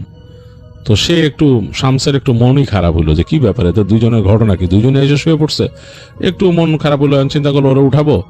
তারপরও সে একটু মানে তার মনের মধ্যে ফ্রেন্ড তো একটু রাগও আছে, সে উঠে যায় ধাক্কা দিল এডির গায়ে, এই man wake up what's up, মানে ধাক্কা দিল। তো খুব এরকম 2-3 বার ধাক্কা দেওয়ার পরও এডি একটু তাকায়, মানে একদম ঘুম কাতুরে গলায় বিলির মতোই বলতেছে what's going on man, I M sleepy, মানে আমার ঘুম আসতেছে, খুব ঘুম আসছে, আই এম ড্যাম টায়ার্ড বলে সে বলতেছে যে ইউ গো টু স্লিপ। সবাক হলো যে ওদের দুইজনে এরকম ঘুম আসতেছে কেন। তো সে আস্তে করে দরজাটা টেনে দিয়ে আর কিছু বললো না, চিন্তা করলো এটা নিয়ে কালকে কথা বলবে। তো বলে সে তার রুমের দিক গেল। তো রুমের দিকে গিয়ে সে তার রুমের দরজাটা জাস্ট খুলছে, এই সময় তার মাথার উপরে যে বাতিটা ছিল এটা টিপ টিপ করে 2 বার জ্বলে নিভে গেল, মানে 2 বার জাস্ট স্টার্টার করছে করে নিভে গেল। তো সে দেখলো পুরা যে করিডোরটা অন্ধকার, এবং খুব আশ্চর্যজনক ব্যাপার, এই জায়গাটার শেষ মাথায় কিন্তু একটা ছোট্ট মানে আছে আর কি, জানালার মতো কাঁচ দেয়া। সেই কাঁচ দিয়ে দেখতেছে যে বাইরের যে বাতিটা ছিল সেটাও বন্ধ হয়ে গেছে, বাইরের বাতিটাও বন্ধ। সবাক হইলো, ঘটনা কি যে মানে এরকম বাতি মানে কি ইলেকট্রিসিটি চলে গেল ঘরের, তাহলে তো মানে ঘরটা ঠান্ডা হয়ে যাবে, ফ্রিজিং হয়ে যাবে, চরম ফ্রিজিং হয়ে যাবে, কারণ কাজ ইলেকট্রিসিটি চলে গেল তো এইখানে যে হিটিংটা কাজ করতেছে এটাও কাজ করবে না। তো সে মানে অবাক হইলো, এখন চিন্তা করলো যে এটা আমি অন করতে যাব, অন করতে গেলে আমার বাইরে একা যাওয়া লাগবে। তো চিন্তা করলো যে নিচে তো ফায়ার প্লেস জ্বলতেছে, এটা চিমনিটা উঠছে এমন ভাবে যে মোটামুটি এই পুরো বাড়ির মধ্যে কিন্তু এই চিমনি থেকে একটা হিটের ব্যাপার মানে ট্রান্সফার হয়, এরকম একটা ব্যাপার আছে, এইভাবেই কনস্ট্রাক্ট করা জিনিসটা। তো চিন্তা করলো যে না আর যাবো না, ভয় পাইছে সে। তো রুমটা খোলার পর দেখতেছে তার রুমটা অন্ধকার, মানে ঘরঘুরটি, ভিতরে দেখা যাচ্ছে না। তো আস্তে করে সে তার মোবাইল ফোনটা বের করলো, তখনকার সিমবেরিয়ান মোবাইল। তো সেটার আলো হালকা মতো পড়ছে ঘরের ভিতরে, দেখতেছে এদিক ওদিক যে বিছানা টিছানা দেখা যাচ্ছে এরকম। আর রুমের মধ্যে ঠান্ডা, বেশ ঠান্ডা। এতক্ষণ কিন্তু এত ঠান্ডা লাগে নাই তার কাছে, নিচে যখন ইসে ঢুকছে তখনও কিন্তু ওই যে ফায়ার প্লেসের আগুনে মোটামুটি বেশ গরম ছিল, আর উপর উঠছে তখনও গরম ছিল, কারণ হিটিং কাজ করতেছিল তখন। এখন রুমের মধ্যে ঢুকে কিন্তু এত দ্রুত টেম্পারেচার এত কমে যাওয়ার প্রশ্নই আসে না, কারণ এই এতক্ষণ চলতেছিল সবকিছু, এই মাত্র ইলেকট্রিসিটি গেছে। তো ইলেকট্রিসিটি যাওয়ার সাথে সাথেই হিটিং অফ হয়েছে, কিন্তু হিটিং অফ হওয়ার সাথে সাথে 1 সেকেন্ড রুম এরকম বরফের মতো ঠান্ডা হয়ে যাবে, এটা হওয়ার কথা না। তার মানে কি এই রুমে হিটিং কাজ করতেছিল না, সে একটু ভাবলো, তারপর চিন্তা করলো যে নিচে গিয়ে কি ব্রেকারটা সে অন করবে নাকি, মানে সে চিন্তা করছে যে সার্কিট ব্রেকার মনে পড়ে গেছে, একটা মেজর সার্কিট ব্রেকার আছে বাসার বাইরে, যেটা এসেই তারা অন করছিল। তো চিন্তা করলো যে ওই ব্রেকারটা পড়ে গেল নাকি, তো এখন যাইতে সাহস পাইতেছে না, শামসের ভয় লাগতেছে, ওই যে বাইরে একটা অন্যরকম অনুভূতি হয়েছে সেরকম, আর বাসাটাই কেমন জানি তার কাছে লাগতেছে। তো ওই যাওয়ার আর সাহস পাচ্ছে না। আর যদি কোনো কারণে ছোট সার্কিট ব্রেকার টেকার যেতে থাকে সেটা হলো বেসমেন্টে কে যাবে। তো সে চিন্তা করলো থাক বাদ দিই আমি। তো সে জাস্ট তার রুমের যে ওই লকের যে বোর্ড লকের নবটা সেটা চাপ দিয়ে দিল, লক করে দিল। আর এদিকে সে দেখলো যে যেই টেবিলটার উপরে সে তার জিনিসপত্র রাখছিল টুকিটাকি, সেটার মধ্যেই সে তার যে ঘড়ি রিস্ট ওয়াচ খুলে রাখলো। তারপরে তার ওই ড্রয়ারের মধ্যেই কিন্তু এসে সে তার সাথে একটা ফ্ল্যাশ লাইট ছিল, ওটা রাখছিল। তো খুলে দেখলো ফ্ল্যাশ লাইটটা ঠিক মতো আছে। তো জিনিসপত্র রেখে সে তার জুতা খুলে গায়ের জ্যাকেট খোলার পর বেশ ঠান্ডা লাগলো, একটা কাঁপুনি লেগে গেল, ভিতরে তার থার্মাল ইনার পরা আছে। চিন্তা করলো যে যাক, এটা তো অ্যাটলিস্ট পরা আছে, আর ব্ল্যাঙ্কেট আছে পাশে, ব্ল্যাঙ্কেট নিয়ে শুয়ে পড়ি। তো সে বিছানায় শুয়ে দেখতেছে বিছানাটা বেশ ঠান্ডা, এবং তার জানলাটা যেখানে, জানলার পাশে কিন্তু এই জানলার পাশেই বেশ খানিকটা কাছেই কিন্তু ওই গাছটা, ওই যে মরা ডালালা গাছটা। তো সে ওখানে শুয়েছে, বেশ ঠান্ডা লাগতেছে তার।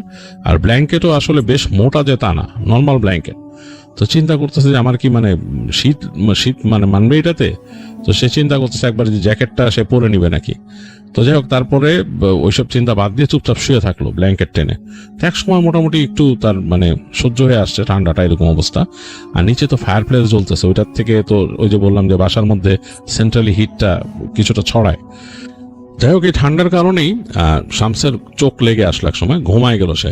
যদিও ভয় লাগতেছিল, তার মনের মধ্যে একটা ভয় লাগতেছিল, কারণ ঘরটা তো অন্ধকার, বাতি নেই কোনো, মোবাইলটা যখন রেখে দিচ্ছে স্ক্রিন অফ হয়ে গেছে, ঘর অন্ধকার হয়ে গেছে। এবং তার কাছে কেন মনে হচ্ছিল যে অন্ধকারের মধ্যে মানে কেউ যদি এসে দাঁড়ায় এরকম লাগতেছে, ভয় জিনিসটা কাজ করতেছে। আর ঘরের মধ্যে আলো বলতে শুধু এই জানলার ওই পাশে যে চাঁদের আলো এসে পড়ছে, পর্দা ভেদ করে যতটুকু আসতেছে ততটুকুই। তো যাই হোক, ঠান্ডার মধ্যে সে ঘুমায় গেল এক সময়। তো হঠাৎ করে তার কাছে মনে হলো দূর থেকে সে কোনো শব্দ শুনতেছে, এই সময় এরকম করতে করতে তার ঘুম ভেঙে গেল। তো ঘুম ভেঙে সে মনে হলো যে একটা চিৎকার শুনছে, সে অনেক জোরে চিৎকার শুনছে, এবং চিৎকারটা দূর থেকে আসছে, দরজা লাগানো, এর মধ্যে যতটুকু কানে আসছে। আর বেশ ঠান্ডা, ঘরের ভিতরে বেশ ঠান্ডা, মানে একদম মানে কাঁপুনি উঠে যায় এরকম অবস্থা। তো সে বুঝলো যে নিঃশ্বাস ছাড়তে যে মুখ থেকে নাক থেকে ব্যাপর বেরোতেছে নিঃশ্বাসের সাথে, মানে এত ঠান্ডা। সে কাঁপতে কাঁপতে কম্বলটা আরো ভালো মতো পেঁচায় শামস উঠে বসে দেখতেছে যে এখন আর কোনো শব্দ আছে নাকি, দেখতেছে না, এখন কোনো শব্দ পাচ্ছে না। তো সে মানে একদম শুনছে স্পষ্ট যে সে চিৎকারের শব্দ শুনছে। চিন্তা করলো যে আরে বন্ধুদের কারো কিছু হইলো নাকি, কে চিৎকার করলো, আর এত ঠান্ডা ঘরের মধ্যে। সে চিন্তা করছে যে কিছু একটা মানে তার করতে হবে। তো সে কম্বলটা নিয়ে উঠলো বিছনাতে, কাঁপতে কাঁপতে উঠে তার জ্যাকেটটা ধরলো হাত দিয়ে, জ্যাকেটও ঠান্ডা হয়ে আছে একদম। তো সে তাড়াতাড়ি কম্বল খুলে জ্যাকেটটা গায়ে দিল আগে, তারপর কম্বল পেঁচাইলো গায়ে। তো কম্বলটা যখন একবার পেঁচাইছে, সেকেন্ড ভাবে পেঁচাচ্ছে, সে চিন্তা করছে খাটে যায় শুবে। এই সময় মনে হলো যে তার বিছনার পাশে জানলার মধ্যে কাচের মধ্যে খসখস খসখস শব্দ হইতেছে, মানে কোনো কিছু মনে হচ্ছে যে মানে কোনো ডাল, শুকনা পাতা বা কিছু যদি কাচের উপরে এরকম আঁচড় কাটে সেরকম। এটা কি ব্যাপার, সে অবাক হয়ে গেল। তো সে আস্তে করে জানলার কাছে গেছে, যে পর্দাটা সরায় সে দেখতেছে জানলার ওই পাশে একটা মেয়ে মানুষ। এবং মেয়ে মানুষ কি মানে তার চেহারা দেখা যাচ্ছে না, তার চুলগুলা এরকম ছড়ায় আছে একদম নিচ পর্যন্ত, একদম মানে একদম নিচে চলে গেছে, মানে লম্বা চুল, মনে হচ্ছে গাউনের মতো পরা। আর হাতটা কাচের উপর রাখা, এই হাতটাই সে নামায় নিতেছে, যে এরকম খসখস করে কাচের উপর একটা চিঙি করে শব্দ হচ্ছে, মানে একদম খুব তীক্ষ্ণ একটা শব্দ সে পাচ্ছে। এবং মানে হাতটা যে কাচের এখানে নিচে যে কাঠের বর্ডার আছে সেখানে গেছে, সেখানে খসস করে শব্দ হলো। এবং এই চাঁদের আলো তো পিছনে পড়ছে, মানে মহিলাটার বা মেয়েটার পেছন থেকে চাঁদের আলোটা পড়ছে, এর মধ্যে মেয়েটার অবয়বটা বোঝা যাচ্ছে। তো সে বুঝতে পারতেছে হাতের যে মানে নখগুলা একদম সুচালো, হাতটা যে নামায় নিছে। এবং 1 সেকেন্ডের মধ্যে দপ করে চোখ দুটা জ্বলে উঠলো মেয়েটার, মানে ওই অন্ধকারের মধ্যে। মানে মনে হলো যে ওই যে সে চোখ দেখছিল ঝোপের ওই পাশে, ওরকম দুটা চোখ দপ করে জ্বলে উঠলো। সে দেখলো যে জলে দুটা চোখ, আর চুলগুলো এরকম লম্বা, এরকম হাতে নখটা এরকম করতেছে। তো শামস ভয়ের চোটে পিছায় গেছে লাফ দিয়ে, সে কিছুই মানে হাতে নিতে পারে নাই, পিছায় গেছে, পিছায় যে সে দরজার উপর পড়ে ভয়ের চোটে দরজার নব খুলে ফেলছে, মোচড় দিলে তো খুলে যায়, লকটা তো চাপ দিয়ে লাগানো, তো সে মোচড় দিয়ে দরজা খুলে ফেলছে, ফেলে লাফ দিয়ে সে করিডোরে বেরিয়েছে। আর করিডোরে বের হয়ে সে দেখতেছে যে করিডোরটা অন্ধকার, একদম টিপ অন্ধকার। করিডোরের এই মাথায় একটা জানালা আছে, সেটা দিয়ে হালকা আলো ঢুকতেছে, মানে বেশ 2-1 ফিট দেখা যাচ্ছে একটু সেই চাঁদের আলোতে। আর শেষ মাথায়, মানে ওই মাথায় যেখানে নাকি এডি রুম নিছে, সেই জায়গাতেও একটা জানলা, সেটাতে একটু মানে ওই যে রুমে এডি রুমের দরজাটা আর একটু সামনে দেখা যাচ্ছে চাঁদের আলোতে। তো সে হঠাৎ করে শুনলো প্রচন্ড চিৎকার, একদম এডির রুমের ওদিক থেকে, ওই মাথা থেকে বললো যে এডি চিৎকার করতেছে। তো শামস আসলে মানে দিক বিদিক শূন্য হয়ে কিছু না বুঝে একবার তাকালো মাঝখানে কিন্তু সেই ইসের সিঁড়ি নেমে যায় নিচে আর কি, তো বিলি ওখানে আছে। তো সে একবার চিন্তা করলো সে বিলির কাছে যাবে কিনা, আবার চিৎকার করলো এডি, এবং চিৎকারটা যদি কেমন মানে খুব তীক্ষ্ণ টাইপের একটা চিৎকার করতেছে, গলার একদম ভেতর থেকে, বুকের ভেতর থেকে চিৎকার উঠে আসছে। সে বুঝতে পারতেছে যে এটা এডির মানে কণ্ঠ। তো সে কিছু বুঝে না উঠে দৌড় দিল শেষ পর্যন্ত ওই দিকে, এবং করিডোর যে দৌড়াইছে, ধপ ধপ ধপ ধপ ধপ ধপ শব্দ হচ্ছে, দৌড়ায় যখন যাচ্ছে সে একবার চিন্তা করলো যে বিলি কি এই চিৎকারগুলো শুনে নাই, বিলি উঠে নাই কেন। এই চিন্তা করতে করতে শেষ মাথায় সে চলে গেল দরজায়, যে কোনো মতো নব ঘুরায় মানে টান দিল, কেন নবটা সে লাগায় আসে নাই, সে যখন বিদায় নিছিল এডির ওখান থেকে তখন কিন্তু এমনি দরজা টেনে দিছিল। দরজা খুলে সে দেখতেছে ঘরের ভেতর অন্ধকার এবং ঠান্ডা, তো ওইরকমই যেরকম ঠান্ডা, এবং এর মাঝে ওই যে পর্দা, জানলার পর্দা, ওই পর্দার 2 পাশে ফাঁক করে এবং জানালাটা খোলা, জানলা দিয়ে বাতাস ঢুকতেছে ঘরের মধ্যে, বাইরের বাতাস। আর বিছানা থেকে এডি প্রায় 2 হাত উপরে ভাসতেছে, মানে বিছানা থেকে 2 হাত উপরে ভাসতেছে সে বাতাসে, একদম লেভিটেট করতেছে, জানলা খোলা। এই সময় সে দেখলো জানলার মধ্যে সেই যে অবয়বটা দেখছিল, ওই অবয়বটা ওখানে দাঁড়াইছে। ভয়ের চোটে শামসের আত্মা পুরো উড়ে গেছে। শামস সাথে সাথে মানে সে আসলে খুব বেশি প্র্যাকটিসিং ছিল না আর কি, ধর্মকর্ম খুব বেশি করতো না, কিন্তু এত ভয় পেয়েছে যে ছোটবেলায় যে দোয়া দুরুদ শিখছিল সে দোয়া পড়া শুরু করলো এখানে। সে পড়ে উঠছে জোরেই, মুখ দিয়ে পড়ে উঠছে, ভয়ের চোটে, আর কোনো উপায় অন্তর নাই, সে দোয়া পড়ে উঠছে। তো দোয়া পড়ার সাথে সাথেই সে দেখলো যে থপ করে ওই যে বাতাসে ভাসতেছিল এডি, থপ করে যে বিছানার মধ্যে পড়ে গেল, আর ওই যে জিনিসটাকে দেখলো সেটা সরে গেছে ওখান থেকে, ওটা নাই। তো ভয়ে কাঁপতেছে শামস। তো সে জোরে জোরে, সে বুঝলো যে দোয়া পড়াতে কাজ হয়েছে, সে জোরে জোরে দোয়া পড়তেছে, মানে ছোট্ট সূরা শিখছিল, সেটাই ছোটবেলা শিখছে, সে জোরে জোরে পড়তেছে এবং মন থেকে সে বিশ্বাস করার চেষ্টা করতেছে যে সে বুঝতে পারছে যে এটা কিভাবে কাজ করছে, মানে কিভাবে তার জন্য এটা কাজ করলো এই দোয়াটা। তো জোরে জোরে সে সূরাটা পড়া শুরু করলো। সে যখন নাকি 3 বার পড়ছে, সাথে সাথে দেখলো করিডোরের মধ্যে যে বাতি ছিল, বাতিগুলো দপ করে জ্বলে উঠলো। লাইট কিন্তু নিভানো ছিল, লাইটটা দপ করে জ্বলে উঠছে লাইট, এবং রুমের বাতিও জ্বলে উঠছে। তো সে তাড়াতাড়ি গিয়ে এডিকে ধরলো, ধরে সে ধাক্কা দিতেছে এডিকে, এদির ঘুম ভাঙতেছে না, 2-3 বার ধাক্কা দিতেছে, হাত দেখলো বরফের মতো ঠান্ডা, হাত ঘষতেছে আর সে সূরা পড়তেছে। তো একটু পরে দেখলো এডি চোখ মিলে তাকায় মানে ভাবলেশীন ভাবে তার দিকে তাকায় আছে। তো তারপর বলছে হোয়াট হ্যাপেন টু মি, মানে কথা বলতেছে, মুখ দিয়ে ধোঁয়া বেরিতেছে তার, তো মানে সেই আর কি ভ্যাপর বেরিতেছে, ঠান্ডা। তো বলতেছে ম্যান ইউ আর কোল্ড। তো সাথে সাথে এডি জ্যাকেটটা নিয়ে দিল যে পুড়ি রান, এটা গায়ে দাও, দিয়ে সে এডিকে বললো যে আমার সাথে আসো, টেনে উঠাইলো। এডি হাঁটতে পারতেছে না, টলমলো পায়ে আসতেছে, বললো হোয়াট হ্যাপেন, মনে হচ্ছে সে কিছুই বুঝতেছে না, বললো তুমি আমার সাথে আসো। সে নিয়ে আসলো, এডিকে নিয়ে নিচের দিকে নামলো, নিচের দিকে নেমে তখন কিন্তু আলো জ্বলতেছে, লাইট জ্বলতেছে, তা এডিকে নিয়ে সে যাচ্ছে আর সে সূরা পড়তেছে বিড়বিড় করে। তো এডি তাকে জিজ্ঞেস করতেছে what are you saying, it's a different language, মানে এটা অন্য ডিফারেন্ট ল্যাঙ্গুয়েজ। তো ও শুধু মুখ দিয়ে হাত দিয়ে দেখাইলো এডিটা চুপ। শামস বললো চুপ বলে নিচে গেছে, নিচে দিয়ে দেখতেছে যে বিলি এরকম হাঁ করে শুয়ে আছে এবং ফায়ার প্লেসে কোনো আগুন নাই, ফায়ার প্লেসে আগুন নেবে না, বিলি এরকম মানে হাঁ করে শুয়ে আছে এবং এই যে আলো জ্বলতেছে, আলোতে দেখা যাচ্ছে। তো সে এডিরে আরেকটা কাউচের উপর বসাই দিয়ে দৌড় দিয়ে গেল বিলির কাছে, যে দেখলো যে বিলি ঠান্ডা হয়ে আছে এবং তাতে পালস দেখতেছে যে পালস আছে কিনা, দেয় যে হ্যাঁ পালস আছে। সে সাথে সাথে বিলির হাত ঘষা শুরু করলো এরকম, যাই হোক করলো, মানে বেশ হাত টাত ঘষে, এবং সে তারপর ধমকাইলো এডিরে, ওয়েক আপ ম্যান, উঠো এখানে, দেখো হি ইজ ডাইং। তো তারপরে এডি মানে মনে হলো যে অতক্ষণ সে মানে সম্বিত ছিল না, সে করলো মানে সম্বিত ফিরে আসছে, সে আসলে এসে দুইজনে মিলে অনেকক্ষণ চেষ্টা করলো তার হাতের তালু ঘষে টসে করে। অনেকক্ষণ পর বিলির আসছে, মানে মানে হুশ আসছে, বিলি এরকম তাকাইছে, তাকায় মনে চোখগুলো এরকম বড় বড় হয়ে গেছে। তো বলতেছে যে কি কি কি হয়েছে, হোয়াট হ্যাপেন। বিলি ভয় পেতেছে, কথা বলতে চাচ্ছে না। তো বললো যে উই আর হিয়ার ম্যান, বলো কি হয়েছে। তাই বলে তার হাত কষতেছে, আবার একই সাথে সে দোয়া পড়তেছে শামস, বারবার একটু পর পর একটু গ্যাপ দিয়ে দোয়া পড়তেছে। একটু পরে বিলি বলল যে আমি তো এখানে ঘুমাইছিলাম, আমি কেন জানি এই মানে আমরা দুইজন যখন ঘরে ঢুকলাম এসে মনে হলো যে আমাদেরকে এই বাসাটা ডাকতেছে। হোয়াট হ্যাপেন, যখন আমরা বাইরে বারবিকিউ করছি আমাদের মনে হচ্ছিল যে বাসাটা আমাদেরকে ডাকতেছে ভিতরে। তো আমি আর এডি দুইজনই ঢুকছি। এখন ঢোকার পর কিন্তু আমি বলতেছি যে আমি অনেক টায়ার্ড, আমি শুয়ে পড়বো। এডিও একই কথা বললো, বলে উপর উঠে গেল, আমি এখানে শুয়ে পড়লাম। আমার তেমন কিছু খেয়াল নাই, আমি ভাষা ভাবে আমার মনে আছে শামস যে ইউ কেম, তুমি আসছো, কিন্তু তারপর আমার কিছু খেয়াল নাই। এরপর আমি এখানে শুয়েছিলাম, বেশ উষ্ণ ছিল, বেশ গরম ছিল ঘরের মধ্যে। হঠাৎ করে আমার কাছে মনে হলো যে ফোর ফোর সাউন্ড হইতেছে, ফোর ফোর ফোর ফোর করে সাউন্ড হচ্ছে। তো মানে কেমন যেন একটা শব্দ বাতাসের মতো। তো আমি, আমার ঘুম ছিল, ঘুম ভেঙে গেছে, আমি তাকায় ফোর ফোর শব্দের দিকে তাকায় দেখি ফায়ার প্লেসের আগুনটা মনে হইতেছে ফায়ার প্লেস থেকে বাইরে চলে আসতেছে, মনে হচ্ছে কেউ ব্লো আউট করতেছে আগুনটা, ভর ভর ভর করে বাইরের দিকে আসতেছে। এরপর দেখলাম আগুনটা একবার বের হয়ে এসে পুরো একটা মানুষের রূপ নিল, এরকম মানুষের মতো রূপ নিল। আর মনে হলো পুরো আগুনটাকে টেনে এসে হাতের মধ্যে ঢুকায় ফেললো, মানে কোনো আগুন আর ওই ফায়ার প্লেসে নাই, পুরো নিভায় ফেলছে, পুরো একটা আগুনের মানুষ হয়ে গেছে। এবং ওইটা আমার দিকে আসছে, কাছে আসছে। কাছে আসার পরে আমার আর কিছু মনে নেই, আমি কাঁপতে কাঁপতে মানে আমার মানে হয়ে গেছে, আমি আর কিছু মনে নেই। এই যে আমার একটু আগে মনে হলো যে তোমরা আমাকে উঠাইছো সেই।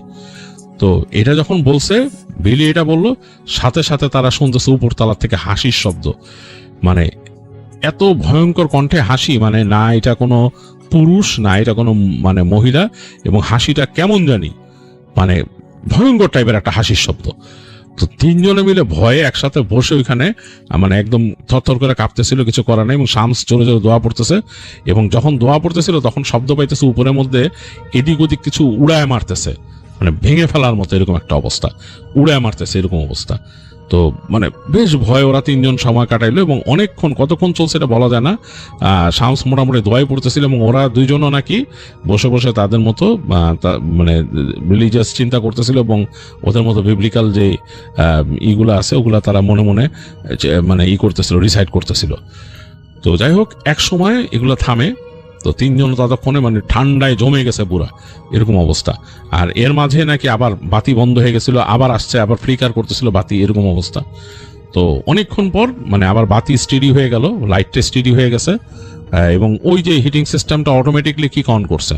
করার পর দেখা গেল যে একটু পরে টেম্পারেচার ঠিক হয়েছে, রুমের মোটামুটি উষ্ণতায় ভরে গেছে ঘরটা। তো তিনজন মিলে তারপর বললো যে কি হয়েছে বুঝলাম না। তো বুঝতেছে যে এখন সকাল হচ্ছে আর কি, সকাল হচ্ছে। তো তারা মোটামুটি হয়ে উঠলো, উঠে তারপর তিনজন কথা বললো যে কি ব্যাপার, কেন হয়েছে এরকমই হয়েছে। তো তাদের মধ্যে ওই বিলি আর এডি দুজনে বললো এই বাসা হন্টেড। তো শামস বললো যে অফকোর্স ইট ইজ হন্টেড, এবং এই কটেজ আমাদেরকে কেন দিছে, বলে যে উই ডোন্ট নো। তো তারপরে ওই তারা ওখান থেকে ফোন করলো অফিসে, বললো যে তোমাদের এই কটেজের সমস্যা আছে, I think it's super natural, তোমাদের লোক কখন আসবে এখানে, আর আমরা হাইকিংয়ে যাব না, will get back to our place, কারণ আমাদের ফিজিক্যাল কন্ডিশন ভালো না। তো একটু পরে দেখা গেল যে তারা ওয়েট করতেছে, তখন আলো ফুটছে, একটু পরে তাদের লোক আসলো। তো যে গাইড আসছে সে বলতেছে যে ম্যান তোমরা এটা পিক করছো কেন? বলে পিক করছি কেন মানে, আমাদেরকে কি কোনো বলা হয়েছে যে এখানে কোনো রকম সুপার ন্যাচারাল ব্যাপার আছে? বলে not really, it's not like that, but আমার মনে হয় যে নাকি তোমাদেরকে এটা বুক করে দিছে তার বলা উচিত ছিল যে এই কটেজটার মধ্যে সমস্যা আছে, এইটা এক সময় এখানে একটা ফ্যামিলি থাকতো এবং ওরাই এটা বিক্রি করে দিয়ে গেছিল, এইটার মধ্যে বিশাল ডিমনিক ব্যাপার স্যাপার আছে, ওই লোক মনে হয় এখানে বসে মানে করতো আর কি, কিছু চর্চা করতো আর কি, বিশাল ডিমনিক ব্যাপার স্যাপার আছে। তো এইটা সাধারণত দেয় না মানুষে, এটাতে মানে টেম্পোরারি হোল্টেজ হিসাবে যদি কেউ নেয় যে আসছে 2-1 ঘন্টা দিনের বেলা, রাতের বেলা এখানে স্টে করার জন্য দেয় না। তোমাদের কেন দিল? খুবই আশ্চর্য ব্যাপার। আমি অফিসে এটা নিয়ে কথা বলবো অবশ্যই, আর তোমাদের রিফান্ড দেওয়ার ব্যবস্থা করবো, যে মানে হেকটিক ব্যাপার স্যাপার। তো বললো যে হ্যাঁ আমাদের রিফান্ডের ব্যবস্থা করো, আর আমরা এই ট্রিপটা পরে নিব, পরে দেখা যাক কেমনি কি করা যায়, আমরা আপাতত ব্যাক করে চলে যাবো আমাদের ইসে। যাই হোক, ওই লোকটাও তাদের জন্য খুব সরি ফিল করলো, যে বললো যে এটা আসলে এক্সপ্লেইন করার মতো কিছু না, তবে জিনিসটা আসলে সত্যি যা এটা বলা আছে ওদের কাছে যে এই জায়গাটা একটু সমস্যা আছে, মানুষ ভয় টয় পায়, মানে এটা তো আসলে আমরা ওইভাবে লিপিবদ্ধ করতে পারি না, সুপার ন্যাচারাল জিনিসকে তো লজিক্যালি দেখানো যায় না, but the thing is what, যে এই জায়গাটা মানুষ ভয় পায়, রাত্রে থাকতে যে সমস্যা হয়েছে, এবং আমরা তখন হিস্ট্রি ঘাটছি, দেখছি যে এই জায়গাটা যে বিক্রি করছিল সে ছিল এরকম ব্যাপার, এবং ওই যে গাছটার গোড়ার মধ্যে বিশাল সমস্যা আছে। তো যাই হোক, তো ওইখান থেকে পরবর্তীতে শামসরা ব্যাক করে চলে আসে, ওই দিন আর তারা যায় না। তো শামস ব্যাক করে আসার পর বেশ কিছুদিন সে দুঃস্বপ্ন দেখতো, অনেক দুঃস্বপ্ন দেখতো। তো পরে তার এক মামার বাড়িতে গেছিল সে, তার মামা ওখানে থাকতো এবং উনি বেশ পায়াস মানুষ। তো মামা তাকে শামসকে ঝেড়ে দেন আর কি, দোয়া দুরুদ বলে দেন, এবং বলে যে এই মানে এগুলো প্র্যাকটিস করতে দোয়া দুরুদ, আর বলছিল যে যাতে নামাজ কালাম ঠিক মতো পড়ে। বলছিল যে নামাজ কালাম না পড়লে তুমি যে ঘোরাঘুরি করো এবং তোমার যে এরকম অভ্যাস, এগুলাতে আসলে অনেক কিছু হবে, তুমি পাহাড়ে যাও ক্লাইম্ব করতে, এই দোকানে ক্যাম্পিং করো সেই।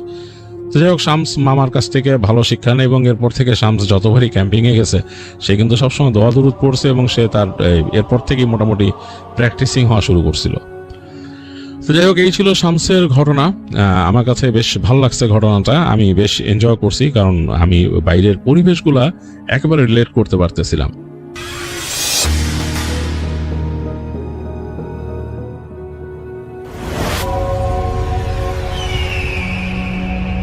আসসালামু আলাইকুম লিসেনার, আশা করি আজকের ঘটনাগুলো আপনাদের কাছে বেশ ভালো লেগেছে।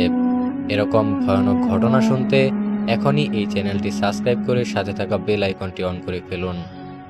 আমি আপনাদের জন্য বাছাই করে নতুন নতুন কিছু ঘটনা আপনাদের কাছে এসে শেয়ার করি। এরকম ঘটনা পেতে অবশ্যই এই চ্যানেলটি আপনাদেরকে সাবস্ক্রাইব করতে হবে, যাতে পরবর্তী ভিডিও ছাড়ার সাথে সাথে আপনারা এই নতুন ঘটনাগুলো আবারও শুনতে পারেন।